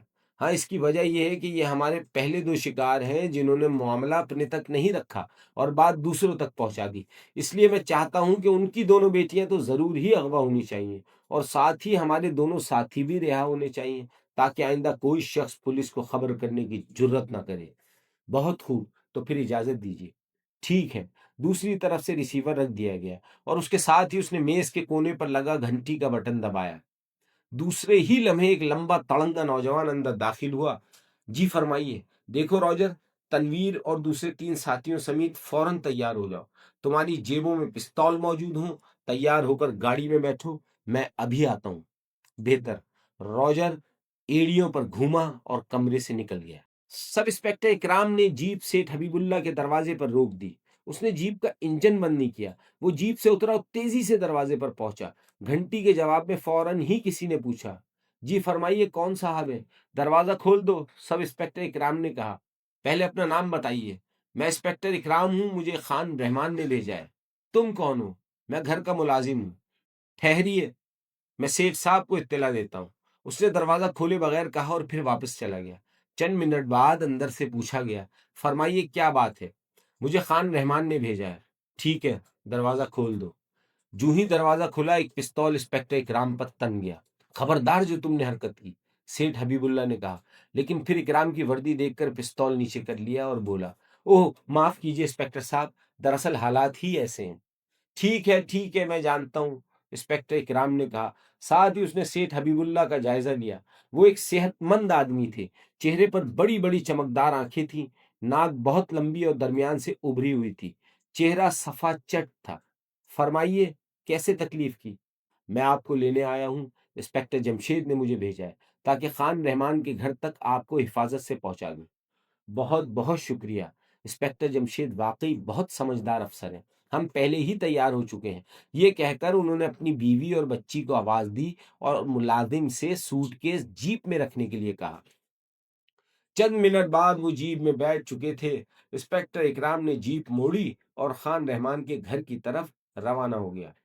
کیا واقعہ پیش آیا تھا؟ اس نے پوچھا۔ پہلے ایک دھمکی بھرا خط ملا تھا، میں نے خان رحمان کو فون کیا، عین اس وقت ایک دھماکہ ہوا۔ دروازے پر جا کر دیکھا تو کچھ بھی نہ تھا، بس کاغذ کا ایک پرزہ پڑا تھا جس پر لکھا تھا، تم نے بات کو راز نہیں رکھا، اب تمہاری بیٹی کو ہلاک کر دیا جائے گا۔ بالکل ایسا واقعہ خان رحمان کے ساتھ پیش آیا۔ اوہ، سیٹھ حبیب اللہ نے حیران ہو کر کہا، کیا سیٹھ حبیب اللہ کو بھی دھمکی دی گئی ہے؟ انسپکٹر جمشید نے غوری سے پوچھا۔ کیسی دھمکی؟ میں نہیں سمجھتا مجھے گرفتار کر کے یہاں کیوں لایا گیا؟ آخر میں نے کیا کیا ہے؟ کس جرم کی بنا پر مجھے پکڑا گیا ہے؟ اگر میں نے کوئی جرم کیا ہے تو مجھے پکڑ کر تھانے کیوں نہیں لے جایا گیا؟ یہاں کیوں لایا گیا؟ تمہیں ان باتوں کا جواب عدالت میں دینا ہوگا۔ مجھے جواب دینا ہوگا؟ تم کیوں فکر کرتے ہو؟ ہاں، تم بتاتے ہو یا نہیں؟ میں ایک شریف شہری ہوں اور مجھے بغیر کسی وجہ کے پکڑا گیا ہے۔ تم اور شریف، بہت خوب، تم یوں نہیں بتاؤ گے۔ ان دونوں کو کرسیوں کے ساتھ جکڑ دو، انسپکٹر جمشید نے سپاہیوں سے کہا۔ اس وقت کمرے میں خان رحمان کے علاوہ محمود، فاروق اور فرزانہ بھی موجود تھے۔ سپاہیوں نے اپنی بندوقیں دیوار کے سہارے کھڑی کیں اور غوری اور بھولے کی طرف بڑھے۔ یہی ان کی غلطی تھی۔ انسپکٹر جمشید بھی اس وقت چونکے جب غوری اور بھولا بندوقوں کی طرف چھلانگ لگا چکے تھے۔ پھر اس سے پہلے کہ انسپکٹر جمشید جیب سے پستول نکال سکتے، ان کی طرف ایک دم دو بندوقیں تن گئیں۔ ہاتھ اوپر اٹھا لو، خبردار جو تم میں سے کسی نے جنبش کی، غوری نے گرج کر کہا۔ ان کے ہاتھ اوپر اٹھ گئے۔ ان سب میں سے فاروق ایسا تھا جس نے ہاتھ اوپر نہیں اٹھائے تھے۔ تم بھی ہاتھ اوپر اٹھاؤ۔ جی، مجھ سے کچھ کہا؟ فاروق نے چونکنے کی ایکٹنگ کی۔ ہاں، ہاتھ اوپر اٹھاؤ۔ کس لیے؟ کیا تم سمجھتے ہو ہم بچوں کے پاس بھی ہتھیار موجود ہوں گے؟ یقین رکھو میری جیب میں نقلی پستول تک نہیں ہے۔ بکو مت، میں تمہیں جانتا ہوں، ہاتھ اوپر اٹھاؤ۔ مجھے جانتے ہو؟ فاروق نے حیران ہو کر پوچھا۔ نہ صرف تمہیں بلکہ تمہارے بھائی اور بہن کو بھی بہت اچھی طرح جانتا ہوں۔ اچھا، پھر تو ہاتھ اوپر اٹھانے ہی ہوں گے، لیکن کیا تم مجھے ایک ٹافی کھانے کی اجازت بھی نہیں دو گے؟ میں کہتا ہوں بک بک مت کرو، لیکن میں ٹافی کھائے بغیر ہاتھ اوپر نہیں اٹھاؤں گا۔ عین اسی وقت دروازے کی گھنٹی بجی۔ وہ سب چونک اٹھے۔ یہ ضرور اکرام ہوگا، غوری نے کہا۔ پھر بھولے سے بولا، بھولے کمرے کا دروازہ بند کر دو، لیکن چٹخنی نہ لگانا۔ بھولے نے اس کے حکم کی تعمیل کی۔ اسی دوران فاروق غوری کی نظر بچا کر جیب میں ہاتھ ڈال چکا تھا۔ اسی وقت غوری چیخا، یہ کیا کر رہے ہو؟ میں گولی چلا دوں گا، صرف ٹافی نکال رہا ہوں، یہ رہی، مل گئی، لو میں ہاتھ میں نکال ہی لیتا ہوں۔ فاروق کا ہاتھ جیب سے نکلا تو اس کے ہاتھ میں واقعی ٹافی تھی۔ غوری نے دیکھا تو اطمینان سے مسکرا دیا۔ ٹھیک ہے، شوق سے کھا سکتے ہو، لیکن ٹافی کھاتے ہی ہاتھ اوپر اٹھا دینا۔ ضرور ضرور۔ فاروق نے ٹافی کا کاغذ کھولنا شروع کیا۔ کمرے کا دروازہ کھلا اور انسپکٹر کرام اندر داخل ہوتے ہوئے بولا، لیجئے، میں سیٹھ ہیں۔ اس کے الفاظ درمیان ہی میں رہ گئے، آنکھیں پھٹ گئیں۔ انسپکٹر جمشید اور اس کے ساتھی ہاتھ اوپر اٹھائے کھڑے تھے۔ खुश आमदीद इंस्पेक्टर इकराम। उम्मीद है तुम्हें भी हाथ ऊपर उठाने में कोई एतराज ना होगा। गौरी खुश होकर बोला। इकराम के पीछे सेठ हबीबुल्ला, उनकी बीवी और लड़की भी अंदर आ चुके थे और हैरान होकर ये मंजर देख रहे थे। खान रहमान, ये तुमने हमें किस मुसीबत में फंसा दिया? सेठ साहब बोले। जिसमें मैं खुद फंसा हूं, खान रहमान मुस्कुराए। तुम भी हाथ ऊपर उठा लो, गौरी ने बुलंद आवाज से कहा। खान रहमान के घर से कुछ फासले पर एक कार रुकी। उसमें से 6 आदमी उतरे। उस वक्त शाम हो चुकी थी और तारीकी बढ़ती जा रही थी। राशिद ने कार का दरवाजा बंद करते हुए कहा, वो सामने खान रहमान की कोठी है। फाटक में बेधड़क अंदर घुस जाओ ताकि किसी राहगीर को शक ना हो। फिर कोठी के दरवाजे और खिड़कियां देखना शुरू करो। खिड़की या दरवाजे के जरिए अंदर दाखिल होना है। अपने 2 साथियों को छुड़ाना है। ये 2 साथी गौरी और भोला हैं। उनके साथ ही खान रहमान और सेठ हबीबुल्ला की लड़कियों को भी ले जाना है। वो लापरवाही से चलते हुए कोठी के फाटक में दाखिल हो गए। फाटक के दोनों तरफ काफी ऊंची बाड़ लगी थी। जरूरत के वक्त ये बाढ़ कारामद हो सकती है, राशिद ने धीमी आवाज में कहा। सबसे पहले उन्होंने सदर दरवाजा आजमाया। वो बंद था। फिर उन्होंने दूसरे दरवाजे और खिड़कियां देखी, लेकिन तमाम को बंद पाया। हैरत है, राशिद के मुंह से निकला। आपको किस बात पर हैरत है? रॉजर ने पूछा।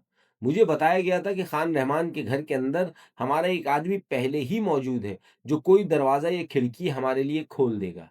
लेकिन यहाँ तो तमाम दरवाजे बंद हैं। हो सकता है अभी उसे मौका न मिला हो।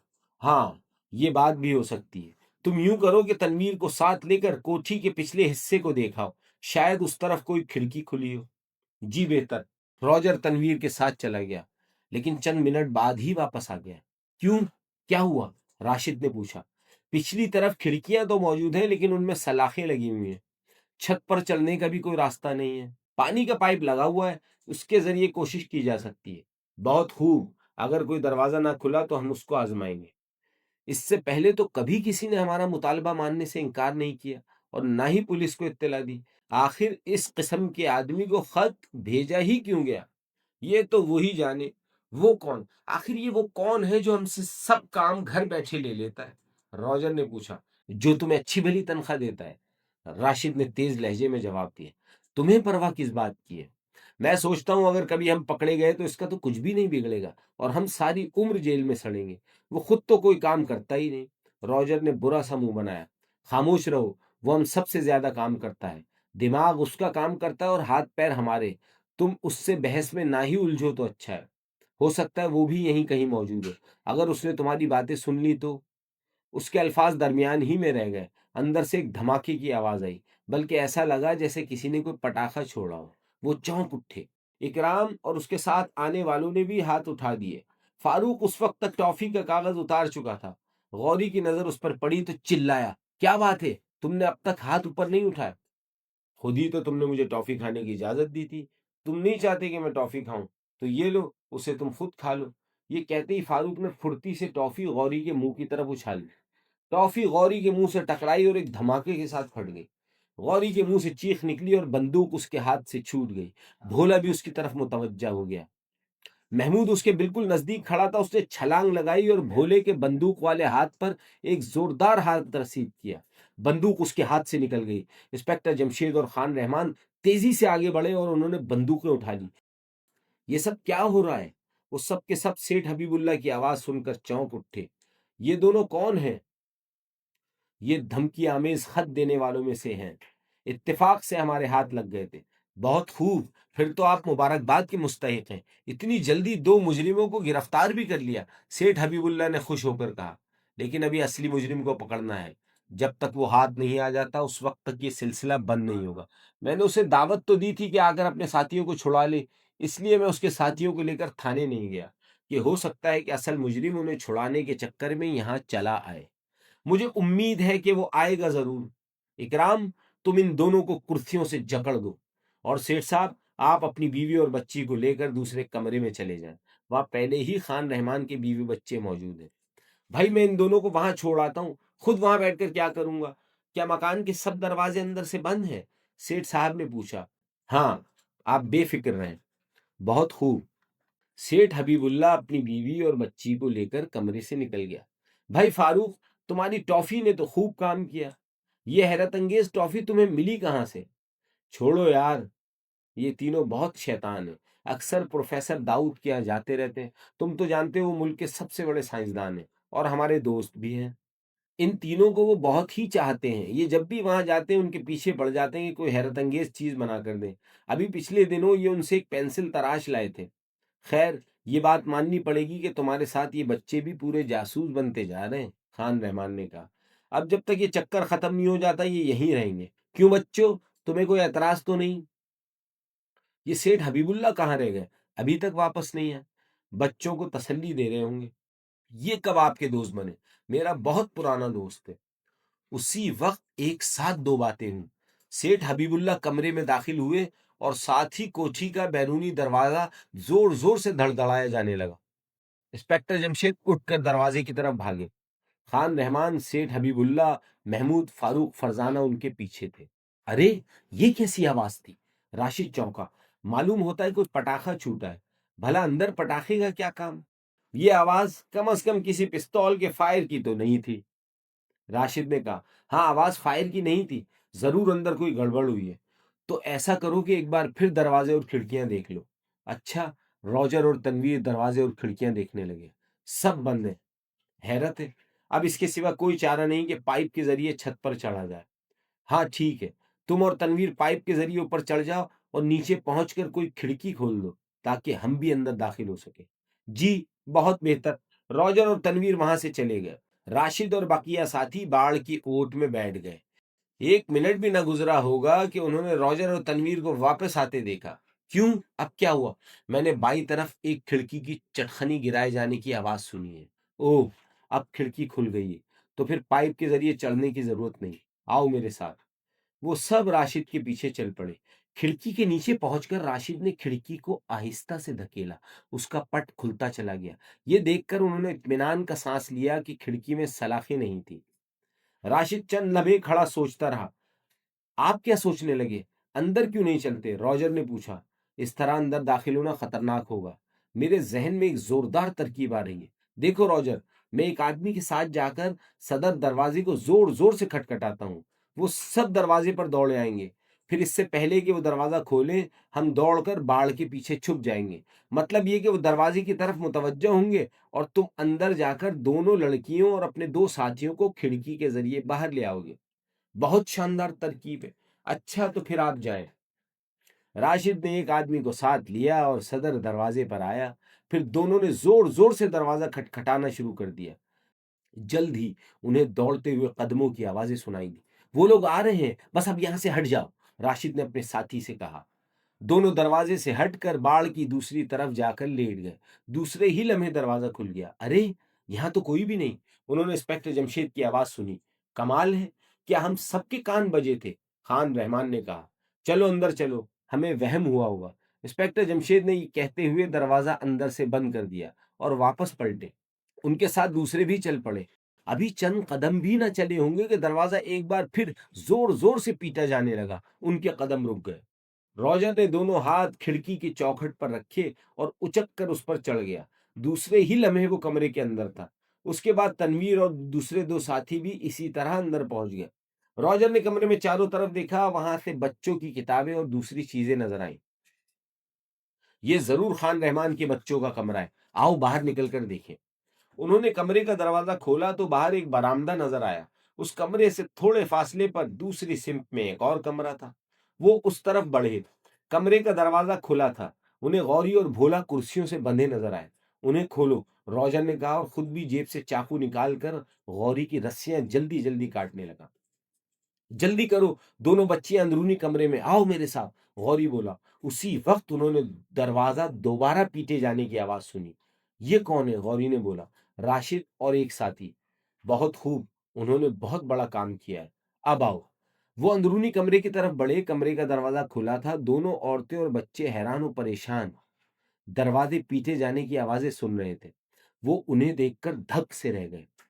خبردار کسی نے شور مچایا تو گولی سے اڑا دیں گے۔ روجر اس کے ساتھیوں نے آگے بڑھ کر بچوں کے منہ پر ہاتھ رکھ دیے تاکہ خوف کی وجہ سے چلانے نہ لگیں۔ لڑکیوں کو کندھوں پر اٹھا کر باہر نکل چلو، اگر تم میں سے کسی کے منہ سے آواز بھی نکلی تو گولی مار دوں گا، غوری نے غرا کر کہا۔ روجر اور تنویر نے ناز اور سیٹھ حبیب اللہ کی لڑکی روبی کو اٹھا لیا اور کمرے سے نکل گئے۔ ان کے بعد وہ چاروں بھی نکل آئے۔ باہر نکلتے ہی غوری نے دروازہ بند کر دیا اور پھر روجر اور تنویر کے پیچھے بھاگ کھڑا ہوا۔ اس کے ساتھ ہی کمرے میں بند عورتوں اور حامد اور سرور نے چلانا شروع کر دیا، دبے پاؤں دروازے کی طرف چلو، انسپکٹر جمشید نے کہا، اور دروازے پر پہنچ کر ایک دم اسے کھول دیا۔ یہاں تو کوئی نہیں، آؤ باہر چل کر دیکھیں، انسپکٹر جمشید نے کہا اور دروازے سے باہر نکل آئے۔ ان کے ہاتھ میں پستول تھا۔ خبردار، اپنی جگہ سے حرکت نہ کرنا، میں نے تمہیں دیکھ لیا ہے، انسپکٹر جمشید نے بلند آواز میں کہا۔ دوسری طرف سے کوئی جواب نہیں ملا۔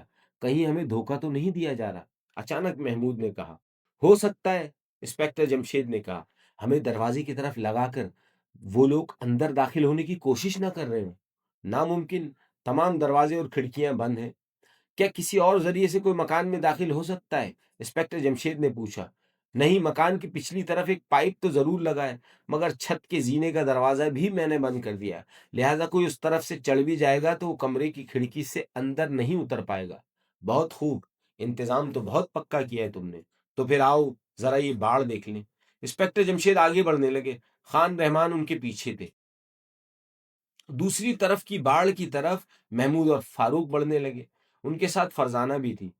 انسپکٹر جمشید نے جوں ہی انہیں آگے بڑھتے دیکھا، وہ چلائے، یہ تم کیا کر رہے ہو؟ چلو فوراً دروازے میں جا کر کھڑے ہو جاؤ۔ تینوں ٹھٹک گئے اور واپس دروازے میں آ کھڑے ہوئے۔ میرا خیال ہے کوئی باڑ کے پیچھے چھپا ہوا ضرور ہے، محمود بولا۔ مصیبت یہ ہے کہ باڑ کی دوسری طرف اندھیرا ہے، اگر وہاں چھپا ہوا دشمن مسلح ہوا تو کیا ہوگا؟ فاروق نے کہا۔ ابا جان کو اس بات کا خیال ہے، انہیں اس طرح آگے نہیں بڑھنا چاہیے۔ میرا خیال ہے اس میں کوئی خطرہ نہیں، فرزانہ نے کہا۔ وہ کیسے؟ فاروق نے پوچھا۔ ایسے میں مجرم فائر نہیں کرے گا، کیونکہ اس کا بچنا بھی محال ہوگا۔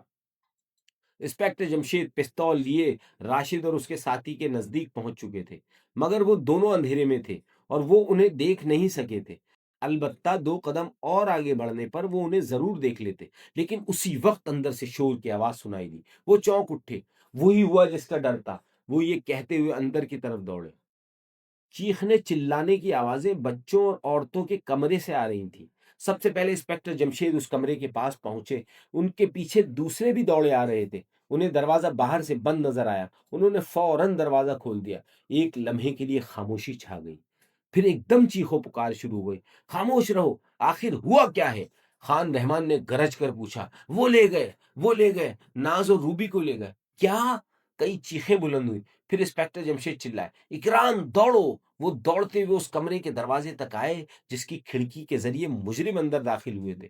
ارے، اس کمرے کی کھڑکی کھلی ہوئی ہے، تو کیا وہ اس کھڑکی سے داخل ہوئے اور پھر فرار بھی ہو گئے؟ انسپکٹر جمشید بولے، ان کے لہجے میں سخت حیرت تھی۔ کیا یہ کھڑکی کھلی رہ گئی تھی؟ خان رحمان سے پوچھا گیا۔ ہرگز نہیں اکرام، یہ سب تو بعد میں بھی ہوتا رہے گا۔ میں کہتا ہوں بچیوں کو اغوا کرنے والے ابھی زیادہ دور نہیں گئے ہوں گے، آؤ ان کا پیچھا کریں۔ انسپکٹر جمشید دروازے کی طرف دوڑے۔ ہم بھی آ رہے ہیں، محمود اور فاروق چلائے، اور وہ تینوں بھی اکرام کے پیچھے دوڑنے لگے۔ جلد ہی وہ جیپ میں سوار ہو گئے۔ مشرقی پہاڑیوں کی طرف لے چلو، انسپکٹر جمشید نے کہا، اور اکرام نے جیپ پوری رفتار پر چھوڑ دی۔ سڑک دور دور تک سنسان پڑی تھی۔ پوری رفتار سے جیپ چلانے کے باوجود ابھی تک کوئی کار آگے جاتی دکھائی نہیں دی۔ آخر کھڑکی کیسے کھل گئی؟ محمود نے پوچھا۔ انکل رحمان کے گھر میں کوئی غدار موجود ہے جس نے کھڑکی کھولی ہوگی، فرزانہ بول اٹھی۔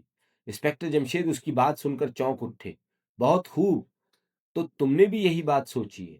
جی ہاں، میرا ذہن فوراً اس طرف گیا تھا۔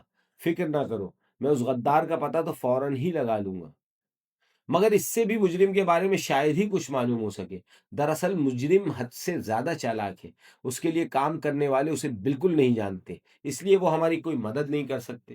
ابا جان، وہ دیکھیے، دور ایک کار کی سرخ بتیاں نظر آ رہی ہیں، محمود نے چونک کر کہا۔ میں اسے دیکھ چکا ہوں، لیکن یہ ضروری تو نہیں یہ مجرموں کی کار ہو۔ اگلی کار 60-70 کی رفتار سے جا رہی تھی۔ اکرام اس تک پہنچنے کی پوری کوشش کر رہا تھا۔ اچانک کار ایک موڑ پر مڑی اور ان کی نگاہوں سے اوجھل ہو گئی۔ اگلی کار راشد چلا رہا تھا، غوری اس کے ساتھ بیٹھا تھا، پچھلی سیٹ پر باقی ساتھی بیٹھے تھے، اور انہوں نے دونوں بچیوں کو بے دردی سے اپنے پیروں پر بٹھایا ہوا تھا۔ ہمارے پیچھے ایک جیپ آ رہی ہے، غوری نے راشد کو بتایا۔ میں جانتا ہوں، راشد نے کہا۔ پھر اب کیا کیا جائے؟ میرا خیال ہے اس میں ضرور انسپکٹر جمشید ہوگا۔ تو یہ لو، میں درمیانی فاصلہ زیادہ کیے دیتا ہوں، راشد بولا، لیکن میں یہ سوچ رہا ہوں کہ اس بھاگ دوڑ سے فائدہ کیا ہوگا؟ مشرقی پہاڑیوں کے پاس جا کر ہمیں رکنا تو پڑے گا ہی، تاکہ ان بچیوں کو ٹھکانے پر پہنچایا جا سکے۔ اس صورت میں انسپکٹر جمشید ہمارے ٹھکانے سے بھی واقف ہو جائے گا۔ پھر کیا کیا جائے؟ میری ایک تجویز ہے، اس سڑک پر 2-3 میل دور ایک موڑ آئے گا، مڑتے ہی گاڑی روک لینا، غوری نے کہا، تاکہ انسپکٹر جمشید ہمیں پکڑ لے۔ پہلے سن تو لو، جو ہی کار رکے گی، میں اور پیچھے بیٹھے ہوئے ساتھی بچیوں کو لے کر اتر جائیں گے اور سڑک کے کنارے درختوں کے جھنڈ میں جا چھپیں گے، اور اگر وہاں درخت نہ ہوئے تو وہاں درختوں کے جھنڈ موجود ہیں، لیکن تم تو چلے جاؤ گے، میں کیا کروں گا؟ تم گاڑی کو پوری رفتار سے چھوڑ دینا۔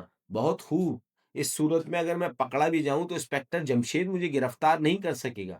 تم بچیوں کو لے کر پیدل ٹھکانے تک جاؤ گے۔ ہاں، ٹھکانا وہاں سے دور ہی کتنا ہے؟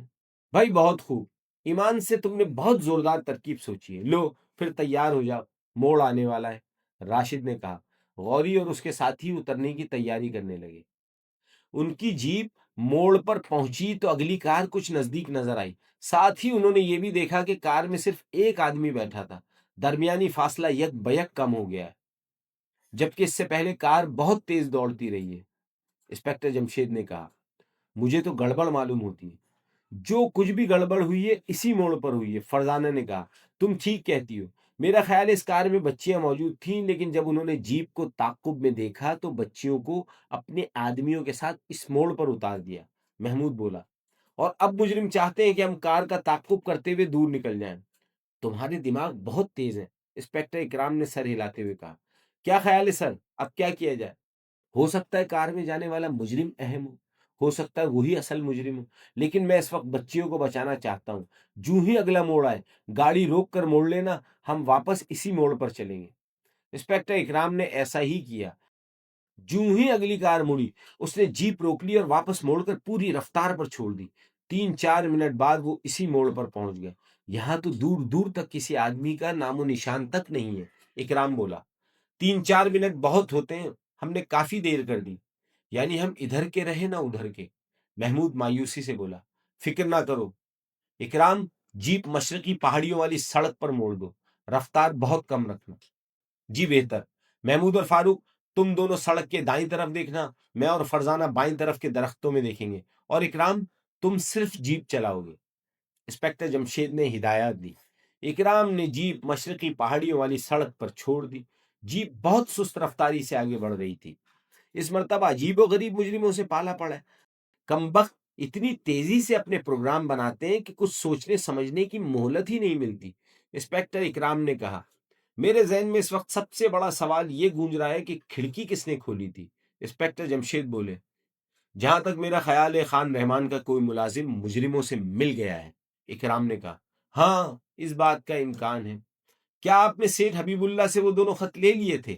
محمود نے پوچھا۔ نہیں، اس کا موقع ہی کہاں ملا۔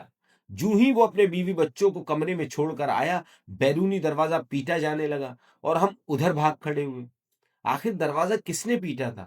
کیا اسی نے جس نے کھڑکی کھولی تھی؟ فرزانہ بولی۔ نہیں، وہ ضرور کوئی اور ہوگا، کھڑکی کھولنے والا تو گھر کے اندر تھا، فاروق نے کہا۔ اور تم بھول رہے ہو، ٹیلی فون کے تار بھی تو کٹے ہوئے پائے گئے تھے، انسپکٹر جمشید نے انہیں یاد دلایا۔ کیا آپ یہ کہنا چاہتے ہیں کہ خان رحمان کے گھر میں ایک سے زیادہ غدار موجود ہیں؟ اکرام نے پوچھا۔ میرا یہی خیال ہے۔ ابا جان، مجھے بائیں طرف ایک سرخ سا کپڑا نظر آیا، فاروق نے کہا۔ وہ چونک اٹھے، اکرام نے بریک لگائے۔ تم لوگ جیپ ہی میں بیٹھو گے، میں ابھی دیکھ کر آتا ہوں، انسپکٹر جمشید نے کہا، اور جیپ سے اتر کر جنگل کی طرف بڑھنے لگے۔ جلد ہی وہ واپس آ گئے۔ ان کے ہاتھ میں ایک سرخ رنگ کا رومال تھا۔ یہ رومال ناز یا روبی ہی کا ہو سکتا ہے۔ میرا خیال ہے ناز کا ہے، فرزانہ بولی۔ اچھا، تو اس کا مطلب یہ ہے کہ وہ لوگ یہاں سے تھوڑے فاصلے پر ہی ہیں۔ پھر اب کیا کیا جائے؟ اکرام نے پوچھا۔ جیپ کو سڑک سے اتار کر درختوں کے درمیان کھڑی کر دو، ہم یہاں سے پیدل چلیں گے۔ اکرام نے ان کے حکم کی تعمیل کی۔ پھر وہ جیپ سے اتر کر درختوں میں سے ہو کر آگے بڑھنے لگے۔ غوری اور بھولا دوسرے 4 ساتھیوں کے ساتھ درختوں میں سے ہوتے ہوئے آگے بڑھ رہے تھے۔ انہوں نے ناز اور روبی کے بازو پکڑ رکھے تھے اور انہیں تیز چلنے پر مجبور کر رہے تھے۔ इंस्पेक्टर जमशेद बेचारा राशिद के पीछे भागा जा रहा होगा। भोला हंसा। काश मैं वो मंजर देख सकता जब इंस्पेक्टर जमशेद राशिद की कार को रुकने पर मजबूर कर देगा और उसमें से कुछ भी बरामद ना होगा। उस वक्त इंस्पेक्टर जमशेद का चेहरा देखने वाला होगा। क्या इस वक्त ठिकाने पर कोई और लड़की भी मौजूद है? नहीं। खान रहमान और सेठ हबीबुल्ला की तरह लोग हमारा मुतालिबा मानने से इनकार नहीं करते, बल्कि फौरन ही रकम लेकर खंडर में पहुंच जाते हैं। खंडर में रकम कौन वसूल करता है? मुझे नहीं मालूम, लेकिन तुम क्यों पूछ रहे हो? आखिर कोई तो होगा जो रकम वसूल करता है। कम अज कम वो मैं नहीं हूं, गौरी ने उसे यकीन दिलाने वाले अंदाज में कहा। तो फिर वो राशिद होगा। पता नहीं, मैंने इस बारे में कभी नहीं सोचा, और सोचने की जरूरत ही क्या है। 20,000 रुपये महीना तनख्वाह कुछ कम तो नहीं कि मैं उससे ये पूछता फिरूं कि खंडर में रकम कौन वसूल करता है। तुम्हें आखिर इसके मुतालिक इतनी परेशानी क्यों है? परेशानी तो नहीं है, अलबत्ता एक ख्याल रह कर आता है। भोला कुछ सोचते हुए बोला। क्या? कहीं वो खुद ही तो रकम वसूल नहीं करता? नहीं, वो इतना खतरनाक काम कभी खुद नहीं करता, बल्कि वो तो किसी काम को हाथ लगाता ही नहीं, सिर्फ टेलीफोन पर पैगाम देता रहता है।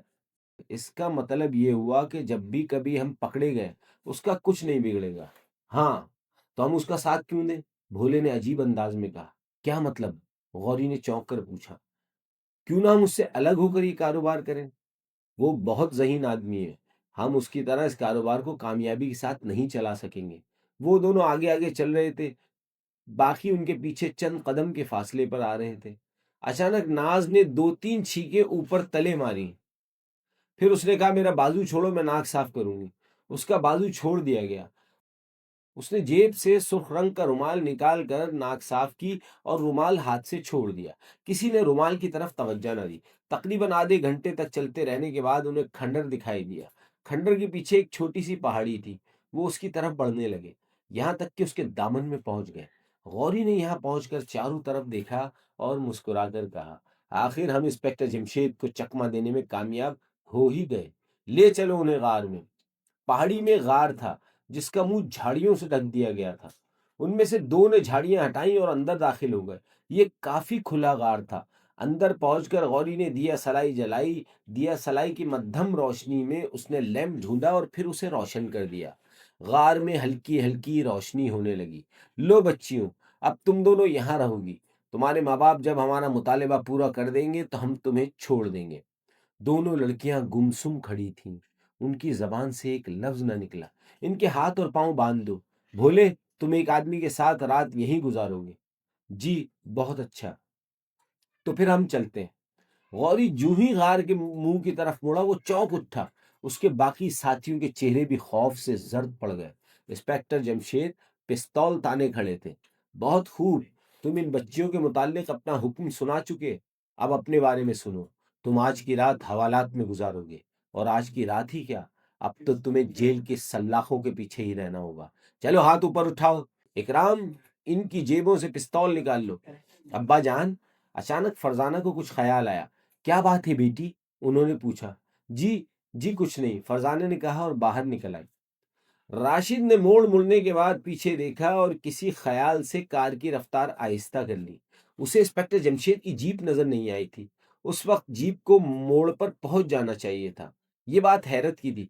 काफी दूर निकल आने पर भी जीप दिखाई ना दी, तो उसने कार रोक ली। कुछ देर बैठा सोचता रहा, जीप क्यों नहीं पहुंची? क्या इंस्पेक्टर जमशेद हमारी चाल समझ गया? अगर ऐसा है तो गौरी और दूसरे साथी मुसीबत में फंस सकते हैं। फिर मैं क्या करूं? मुझे उनकी मदद को जाना चाहिए या नहीं? हाँ, मुझे उनकी मदद करनी पड़ेगी, वरना मैं खुद भी मुसीबत में फंस जाऊंगा। इन ख्यालात के आते ही उसने कार वापस मोड़ ली और उस मोड़ की तरफ चल पड़ा जिस पर वो अलग हुए थे। वापसी पर उसे जीप कहीं दिखाई ना दी। आखिर वो उस मोड़ पर आया। यहाँ गौरी और दूसरे साथी भी नहीं थे। अब उसने कार शुमाली पहाड़ियों वाली सड़क पर छोड़ दी। अचानक वो चौंक उठा। एक जगह दरख्तों में उसे जीप नजर आई थी। वो कार से उतरकर जीप की तरफ बढ़ा। ऐसा करते वक्त वो दरख्तों की आड़ ले रहा था। नजदीक पहुंचकर उसने देखा कि जीप खाली है। एक बार फिर वो चल पड़ा और खंडर से कुछ फासले पर कार से उतर आया। अब वो गार की तरफ बढ़ रहा था। उसे गार के मुंह पर से झाड़ियां हटी हुई दिखाई दी। इसका मतलब साफ था, उसके साथी यहां तक पहुंच चुके थे, और जंगल में जीप होने का मतलब भी साफ था। इंस्पेक्टर जमशेद भी यहां पहुंच चुका था। उसने जेब में हाथ डाला। वो एकदम गार में दाखिल नहीं हुआ। پہلے اس نے دور ہی سے اندر کے حالات کا جائزہ لینے کی کوشش کی، لیکن کچھ نظر نہ آنے پر غار کے منہ کے پاس چلا آیا۔ اب اس نے اندر جھانکا، اس کے ساتھی ہاتھ اوپر اٹھائے کھڑے تھے اور اکرام ان کی طرف بڑھ رہا تھا۔ انسپکٹر جمشید کے ہاتھ میں اسے پستول نظر آیا۔ وقت بہت کم تھا، وہ ایک دم دبے پاؤں آگے بڑھا اور پستول انسپکٹر جمشید کی کمر سے لگا کر بولا، زندگی چاہتے ہو تو پستول پھینک دو۔ اس کی آواز سن کر سب چونک اٹھے۔ انسپکٹر جمشید نے پستول زمین پر گرا دیا۔ وہ مارا، غوری چلایا۔ انسپکٹر اکرام کے بڑھتے قدم رک گئے اور وہ پریشانی کے عالم میں انسپکٹر جمشید کو دیکھنے لگا۔ انہوں نے مسکراتے ہوئے کہا، کوئی بات نہیں، کبھی کبھی ایسا بھی ہوتا ہے۔ اب پانسا پلٹ چکا ہے انسپکٹر صاحب، اب تم سب مرنے کے لیے تیار ہو جاؤ۔ غوری نے کہا، یار محمود، یہ جملہ ہم کتنی مرتبہ سن چکے ہیں۔ فاروق نے غوری کا مذاق اڑاتے ہوئے کہا، کم از کم 303 مرتبہ۔ محمود نے جواب دیا، اس کا مطلب یہ ہوا کہ اس وقت 304 مرتبہ سنا ہے۔ انسپکٹر جمشید نے انہیں مسکرا کر دیکھا، کیونکہ وہ مجرموں کا دھیان بٹانے کی فکر میں تھے، لیکن دوسرے ہی لمحے مسکراہٹ ان کے چہرے سے غائب ہو گئی۔ محمود اور فاروق کے پاس فرزانہ موجود نہیں تھی۔ انہوں نے ادھر ادھر دیکھا، فرزانہ غار میں نہیں تھی۔ اب وہ سمجھے کہ فرزانہ کیا کہنا چاہتی تھی۔ تم سب ایک طرف ہٹ جاؤ اور انہیں سامنے کھڑا کر دو، ہم ان پر ایک ساتھ گولی چلائیں گے، راشد نے غوری اور دوسرے ساتھیوں سے کہا۔ غوری اور دوسرے ساتھی اس کے پاس چلے آئے۔ چلو تم دونوں دیوار کی طرف منہ کر کے کھڑے ہو جاؤ، اور تم دونوں بھی۔ راشد نے انسپکٹر جمشید، اکرام، محمود اور فاروق سے کہا۔ ان کے ساتھ ایک لڑکی بھی تھی۔ اچانک غوری کو یاد آیا، وہ کہاں گئی؟ معلوم نہیں، ابھی تو یہیں تھی۔ یہ بہت بری بات ہوئی، اب اسے ڈھونڈ کر لانا ہوگا، اور پہاڑیوں میں اسے ڈھونڈنا اتنا آسان نہیں۔ آہ، اس کے الفاظ درمیان میں ہی رہ گئے، ساتھ ہی اس کے منہ سے ایک چیخ نکلی۔ ایک پتھر اس کے سر پر لگا تھا۔ دوسرے ہی لمحے انسپکٹر جمشید نے اپنی جگہ سے چھلانگ لگائی اور زمین پر گرتے ہوئے راشد کے پستول والے ہاتھ پر ہاتھ مار دیا۔ اس وقت تک انسپکٹر اکرام اپنا پستول نکال چکا تھا۔ یہ پتھر کافی ہے یا اور کوئی پھینکوں؟ بہت خوب، تمہارا نشانہ بہت اچھا ہے، اب تم اندر چلی آؤ۔ اس واقعے کو 15 دن گزر گئے۔ مشرقی پہاڑیوں میں موجود تمام مجرم گرفتار کر لیے گئے تھے اور اب وہ جیل کی ہوا کھا رہے تھے۔ دوسرے دن کے اخبارات نے اس واقعے کی خبر تفصیل سے شائع کی تھی۔ انسپکٹر ان کے بچوں کی خوب تعریف کی گئی تھی، لیکن انسپکٹر جمشید خوش نہیں تھے۔ چند دن پہلے ان کے ڈی آئی جی نے انہیں بلایا تھا۔ اتنی زبردست کامیابی سے بھی تم خوش نہیں، آخر کیا بات ہے؟ ڈی آئی جی صاحب نے پوچھا۔ میں واقعی خوش نہیں ہوں، آپ ٹھیک سمجھے۔ آخر کیوں؟ یہی تو میں جاننا چاہتا ہوں۔ ابھی تک اصل مجرم آزاد ہے، آخر انسپکٹر جمشید نے بتایا۔ کیا مطلب؟ تو کیا غوری اور راشد نقلی مجرم ہیں؟ ڈی آئی جی نے حیرت ظاہر کی۔ جی نہیں، یہ بات نہیں، مجرم تو وہ بھی اصلی ہیں۔ تو پھر؟ بات دراصل یہ ہے کہ غوری اور راشد تنخواہ دار ملازم تھے۔ اوہ، تمہارا مطلب ہے ان کے اوپر بھی کوئی اور موجود تھا؟ جی ہاں، اور وہی اصل مجرم ہے۔ آج تک یہ بھی نہیں معلوم ہو سکا کہ کھڑکی کس نے کھولی تھی۔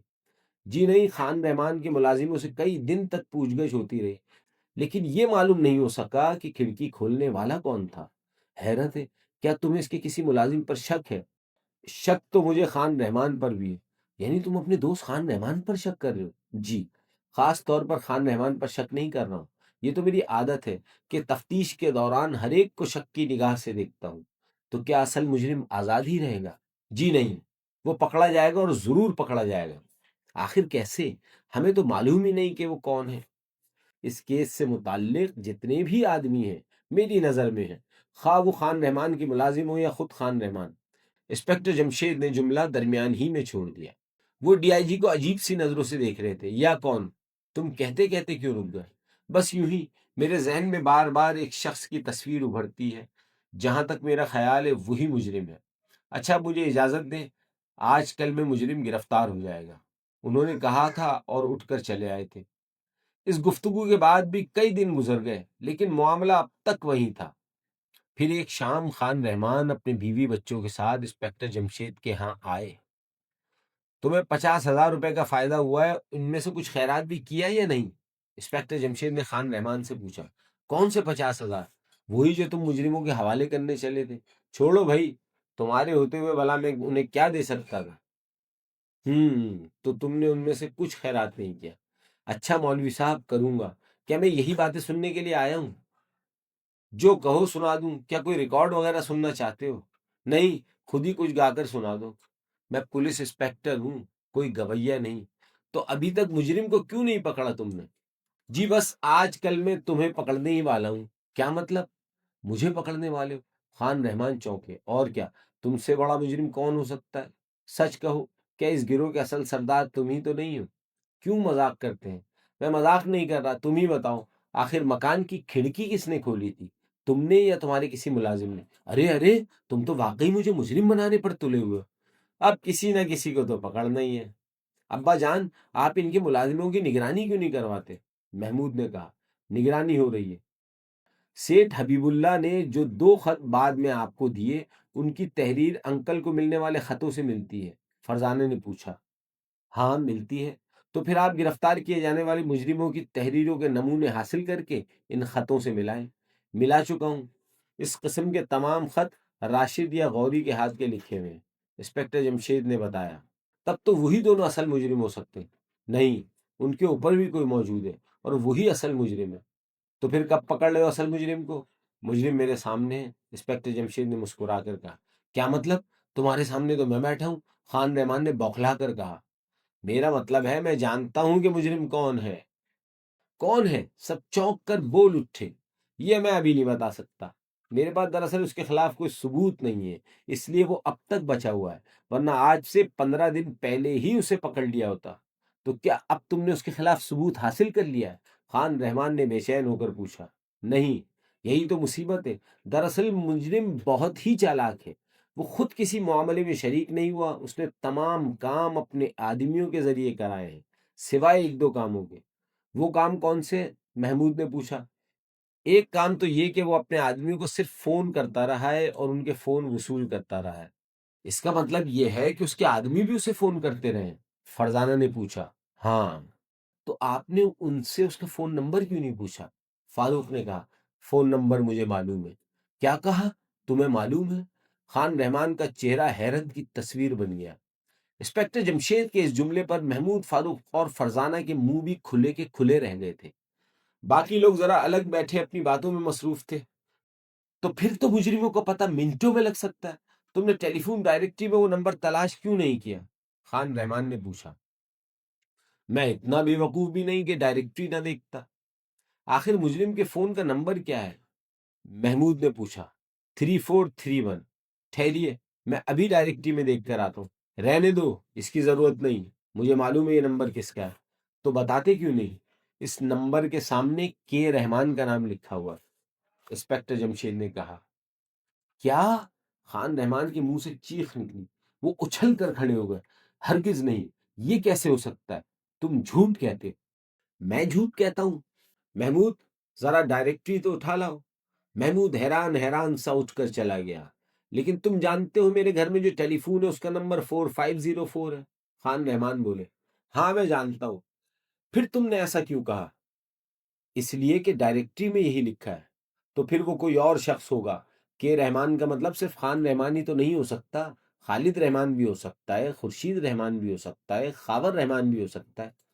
تم تو یوں ہی گرمی کھا رہے ہو، میں نے یہ کب کہا ہے کہ رحمان تمہارا ہی نام ہو سکتا ہے؟ اتنے میں محمود ڈائریکٹری لے کر آ گیا۔ انسپکٹر جمشید اس کے ورق الٹنے لگے، پھر ایک جگہ انگلی رکھ کر بولے، لو دیکھ لو، 431 کے رحمان۔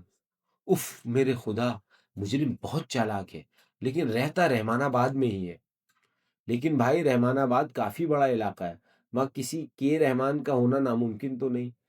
اسی وقت کسی نے دروازے کی گھنٹی بجائی۔ محمود، ذرا دیکھنا کون ہے۔ محمود اٹھ کر چلا گیا اور جب واپس آیا تو اس کے ہاتھ میں ایک لفافہ تھا۔ یہ خط ڈاکیا دے گیا ہے۔ انسپکٹر جمشید نے لفافہ کھولا، دوسرے ہی لمحے وہ چونک اٹھے۔ لو بھائی، مجھے بھی دھمکی مل گئی۔ کیا کہا؟ دھمکی مل گئی؟ خان رحمان نے کہا۔ سب چونک کر انسپکٹر جمشید کو دیکھنے لگے۔ ہاں لو، خود ہی دیکھ لو۔ ان سب کے سامنے ایک خط پڑا تھا، اس میں لکھا تھا، انسپکٹر جمشید، تمہاری وجہ سے میرا سب کچھ تباہ ہو گیا، میرے تمام ساتھی پکڑے گئے، میں نے سوچا ہے کہ تم سے انتقام لیا جائے، اور اس سے بہتر انتقام اور کیا ہو سکتا ہے کہ تمہاری بیٹی کو قتل کر دیا جائے، لہذا تمہیں اطلاع دی جاتی ہے کہ اس ہفتے کے اندر اندر اسے قتل کر دیا جائے گا۔ بھائی بہت خوب، تمہاری باری بھی آ گئی، خان رحمان بولے، اور میں کہتا ہوں یہ اچھا ہی ہوا، انسپکٹر جمشید نے مسکرا کر کہا۔ کیا مطلب؟ خان رحمان چونکے۔ مجرم نے کوئی قدم تو اٹھایا، میں اسی انتظار میں تھا کہ وہ کوئی حرکت کرے اور میں اس پر ہاتھ ڈال دوں۔ وہ کیسے؟ میں اسے جانتا ہوں اور مجرم یہ سمجھتا ہے کہ میں اسے نہیں جانتا۔ میں اس کی لا علمی سے فائدہ اٹھاؤں گا۔ ابا جان، مجرم بہت چالاک ہے، میں تو کہتا ہوں اسی وقت مکان کے گرد پہرا بٹھا دیں۔ محمود نے تجویز پیش کی۔ نہیں، اس کی ضرورت نہیں۔ کیوں؟ ضرورت کیوں نہیں؟ فاروق نے پوچھا۔ بس دیکھتے جاؤ، اور ہاں تم یہ بتاؤ 50,000 روپے بچنے کی خوشی میں پارٹی کب دے رہے ہو؟ کیا پارٹی؟ کیسی پارٹی؟ خان رحمان نے مذاق میں اڑانا چاہا۔ دیکھو، مذاق نہیں چلے گا، تو پھر جو چلے گا وہی بتاؤ۔ پارٹی، اور وہ بھی کل شام کو۔ کل شام کو؟ ہاں، اور صرف ہمیں ہی نہیں، اپنے تمام دوستوں کو۔ بس اب جا کر پارٹی کی تیاری کرو۔ کیا تم پہلے سے پارٹی کا پروگرام بنائے بیٹھے تھے؟ نہیں تو یہ بات ابھی ابھی ذہن میں آئی ہے، تو مہربانی فرما کر اسے فوراً ہی ذہن سے نکال دو۔ یہ نہیں ہو سکتا۔ اچھا بابا، جاتا ہوں اور پارٹی کا انتظام کرتا ہوں۔ خان رحمان اور ان کے بیوی بچوں کے جانے کے بعد فاروق نے پوچھا، یہ اچانک آپ کو پارٹی کی کیوں سوجی؟ میرا تو خیال تھا کہ تم سمجھ گئے ہوں گے۔ میں سمجھ گیا، محمود بول اٹھا، اور میں بھی۔ تو اب میں بھی اتنا بے وقوف نہیں ہوں۔ ابا جان ضرور اس پارٹی میں مجرم کو پکڑنا چاہتے ہیں، فاروق بولا۔ ہاں ٹھیک ہے، لیکن اس بات کا کسی سے ذکر نہ کرنا۔ دوسرے دن انسپکٹر جمشید نے دھمکی والا خط ڈی آئی جی کے سامنے رکھ دیا۔ انہوں نے خط پڑھا اور حیران ہو کر انہیں دیکھنے لگے، اور پھر بولے، ہمارے ملک کے مجرم اس قدر دلیر ہو گئے۔ میں خوش ہوں، اور اب چاہتا ہوں کہ آپ میرا ساتھ دیں۔ میں تمہارے ساتھ ہوں۔ میں چاہتا ہوں کہ جس وقت مجرم پر ہاتھ ڈالوں آپ بھی وہاں موجود ہوں۔ آخر کیوں؟ اس کی ضرورت ہی کیا ہے؟ مجرم بہت چالاک ہے، اس کے خلاف ہمارے پاس کوئی ثبوت نہیں ہے، میں اسے آپ کی موجودگی میں پکڑنا چاہتا ہوں۔ کیا مجرم کے ہاتھ کی لکھی ہوئی تحریر اس کے خلاف ثبوت نہیں ہے؟ ہو سکتا ہے یہ تحریر بھی مجرم نے اپنے ہاتھ سے نہ لکھی ہو۔ ٹھیک ہے، میں تیار ہوں۔ انسپکٹر جمشید نے انسپکٹر اکرام کو کچھ ہدایت دی اور گھر چلے آئے۔ یہاں انہوں نے محمود، فاروق اور فرزانہ کو ساری باتیں سمجھائیں، اور خان رحمان کی پارٹی میں جانے کی تیاری کرنے لگے۔ پارٹی میں سب سے پہلے انسپکٹر جمشید اور ان کے بیوی بچے پہنچے۔ خان رحمان انہیں دیکھتے ہی چہکے، واہ، سب سے پہلے آپ پہنچے، معلوم ہوتا ہے صبح سے بھوکے ہو۔ ہاں، آج ہم نے صبح کا ناشتہ کیا، نہ دوپہر کا کھانا کھایا، ورنہ یہاں کیا کھایا جاتا۔ اچھا، مجھے مہمانوں کی فہرست دکھاؤ۔ کیوں؟ اس کی کیا ضرورت ہے؟ میں دیکھنا چاہتا ہوں کوئی مہمان رہ تو نہیں گیا۔ میں تمہاری طرح کمزور ذہن کا مالک نہیں ہوں، خان رحمان اکڑ کر بولے۔ اس میں کیا شک ہے؟ فہرست کہاں ہے؟ یہ رہی، لو اطمینان کر لو۔ انسپکٹر جمشید نے فہرست پر ایک نظر ڈالی اور مطمئن ہو کر بولے، واقعی مجھے یقین آ گیا۔ کس بات پر؟ یہی کہ تم میری طرح کمزور ذہن کے مالک نہیں ہو۔ انسپکٹر جمشید مسکرائے۔ یہی تو میں کہتا ہوں۔ کیوں؟ فہرست ٹھیک ہے نا؟ بالکل، میں ذرا فون کروں گا۔ ضرور۔ انسپکٹر جمشید ڈرائنگ روم میں آئے اور ڈی آئی جی صاحب کے نمبر ڈائل کیے۔ دوسری طرف سے جلدی جواب ملا، ہیلو جی، میں انسپکٹر جمشید بول رہا ہوں۔ اوہ جمشید، کہو کیا رہا؟ سب کام ٹھیک ہے، آپ خان رحمان کی کوٹھی پر آ جائیے، لیکن پھاٹک کی طرف سے نہ آئے۔ پچھلے دروازے پر ایک آدمی موجود ہوگا، وہ آپ کو ایک کمرے میں پہنچا دے گا۔ اچھا، لیکن یہ خان رحمان کی کوٹھی ہے کہاں، اور یہ کون بزرگوار ہے؟ ارے، آپ نہیں جانتے؟ رحمان آباد انہی کے نام پر تو آباد ہے، میرے دوست ہیں۔ اچھا، میں آ رہا ہوں۔ انسپکٹر جمشید وہاں سے باورچی خانے میں آئے، یہاں ظہور موجود تھا۔ ظہور، ادھر آؤ، انہوں نے کہا۔ وہ اسے الگ لے گئے اور اس کے کان میں کچھ کہتے رہے۔ وہ ادب سے سر ہلاتا رہا۔ پھر وہ لان میں آئے، یہاں میزوں پر کھانے پینے کا سامان چنا جا چکا تھا اور مہمانوں کی آمد شروع ہو چکی تھی۔ خان رحمان مہمانوں کے استقبال کے لیے دروازے پر جا کھڑے ہوئے۔ انسپکٹر جمشید نے بھی ان کا ساتھ دیا، اور باری باری مہمانوں سے ہاتھ ملانے اور انہیں خوش آمدید کہنے لگے۔ لو بھائی، سیٹھ حبیب اللہ چلے آ رہے ہیں۔ خان رحمان نے باہر کی طرف اشارہ کیے۔ آئیے آئیے سیٹھ صاحب، کہیے، آپ کو پھر تو کوئی خط نہیں ملا؟ انسپکٹر جمشید نے ان سے ہاتھ ملاتے ہوئے پوچھا۔ نہیں صاحب، آپ کے ہوتے ہوئے بھلا کس کی ضرورت ہو سکتی ہے؟ اور پھر مجرم تو سب گرفتار ہو چکے ہیں، خط کہاں سے آپ کا؟ ہاں، یہ بھی ٹھیک ہے، چلیے اندر تشریف لے چلیے۔ کچھ دیر بعد تمام مہمان آ گئے، لیکن ان کے ہاتھ ابھی مٹھائیوں اور چٹپٹی چیزوں کی طرف بڑھے ہی تھے کہ فون کی گھنٹی بجی۔ خان رحمان نے فون باہر ہی منگوا لیا تھا۔ وہ فون کی طرف بڑھے اور ریسیور اٹھا کر کان سے لگا لیا۔ پھر انسپکٹر جمشید سے بولے، جمشید، تمہارا فون ہے۔ اوہ، इंस्पेक्टर जमशेद ने आगे बढ़कर रिसीवर उनके हाथ से ले लिया। हेलो जी, कौन साहब? जी जी फरमाइए, क्या कहा? वेस्टर्न बैंक में डाका? अच्छा अच्छा, मैं आ रहा हूँ। उन्होंने रिसीवर रख दिया। कई आदमी हाथ रोक कर उनकी तरफ मुतवज्जह हो गए थे। खान रहमान ने पूछा, क्या बात है? वेस्टर्न बैंक में डाका डाला गया है। डीआईजी साहब ने फौरन बुलाया। मुझे अफसोस है, पार्टी दरमियान में ही छोड़कर जा रहा हूँ। लानत है ऐसी नौकरी पर। अब तुम रात से पहले तो क्या वापस आओगे? हाँ मुश्किल है, ये कहते हुए इंस्पेक्टर जमशेद बाहर निकल गए। इसके बाद खाने पीने का दौर शुरू हुआ। सब एक दूसरे से हंस हंस कर बातें कर रहे थे, मुस्कुरा रहे थे। एक मेज पर महमूद, फारूक, फरजाना, हामिद, सरवर और नाज खड़े चाय पी रहे थे। बेगम जमशेद और खालिदा बेगम उनसे कुछ फासले पर बातें करने और खाने में मसरूफ थीं। खान रहमान सेठ हबीबुल्ला से किसी बहस में उलझे हुए थे और बार बार सर को झटक रहे थे। अचानक फारूक का हाथ फरजाना की प्याली से टकराया। चाय की प्याली फरजाना के हाथ से छूटकर गिर पड़ी। ये तुमने क्या किया? मेरे सारे कपड़े खराब कर डाले। फरजाना ने चीख कर कहा। मेरे कमरे में जाकर मेरा कोई जोड़ा पहन लो, नाज ने कहा। हाँ ये ठीक रहेगा। अच्छा मैं अभी पहन कर आती हूँ, फरजाना ने कहा और दौड़ती हुई नाज के कमरे की तरफ निकल गई। वो कमरे में दाखिल हुई तो उसका दिल धक धक कर रहा था। फिर उसने नाज की कपड़ों वाली अलमारी खोली और उसमें से एक जोड़ा निकाला, फिर दूसरा निकाला और पहले को वापस रख दिया। उसे अपने बदन से लगाकर देखा और उसे भी वापस रख दिया। इस तरह 2-3 मिनट गुजर गए। फिर अचानक दरवाजा आहिस्ता आहिस्ता खुला। फरजाना दरवाजे की तरफ से मुंह फेरे जैसे बेखबर खड़ी रही, यहां तक कि उसने महसूस किया कि दरवाजा खोलने वाला कमरे में दाखिल हो चुका है। फिर दरवाजा आहिस्ता आहिस्ता बंद होने लगा। अचानक कमरे की चटखनी लगने की आवाज आई। फरजाना जोर से चौंक कर मुड़ी। उसकी आंखें मुड़ते वक्त खौफ से फैल गई थीं। साथ ही वो चिल्लाई, कौन है? फिर अंदर दाखिल होने वाले की तरफ देखकर मुस्कुराए, ओह आप हैं। अंदर आने वाले ने कोई जवाब नहीं दिया। वो टिकटिकी बांधे उसे देखता रहा। फिर उसका दायां हाथ जेब में गया और जब वो बाहर निकला तो उसमें एक बड़ा सा चाकू था। दूसरे ही लम्हे कमरे में चाकू खुलने की आवाज गूंजी। फरजाना की आंखें खौफ से फटी की फटी रह गईं। ये क्या? तुम्हारी मौत। खबरदार, जबान से कोई लफ्ज ना निकले, वो गुर्राया। फरजाना थर थर कांपने लगी, उसका रंग उड़ गया। कमरे में दाखिल होने वाला चाकू लिए आगे बढ़ने लगा। उसके कदम आहिस्ता आहिस्ता उठ रहे थे।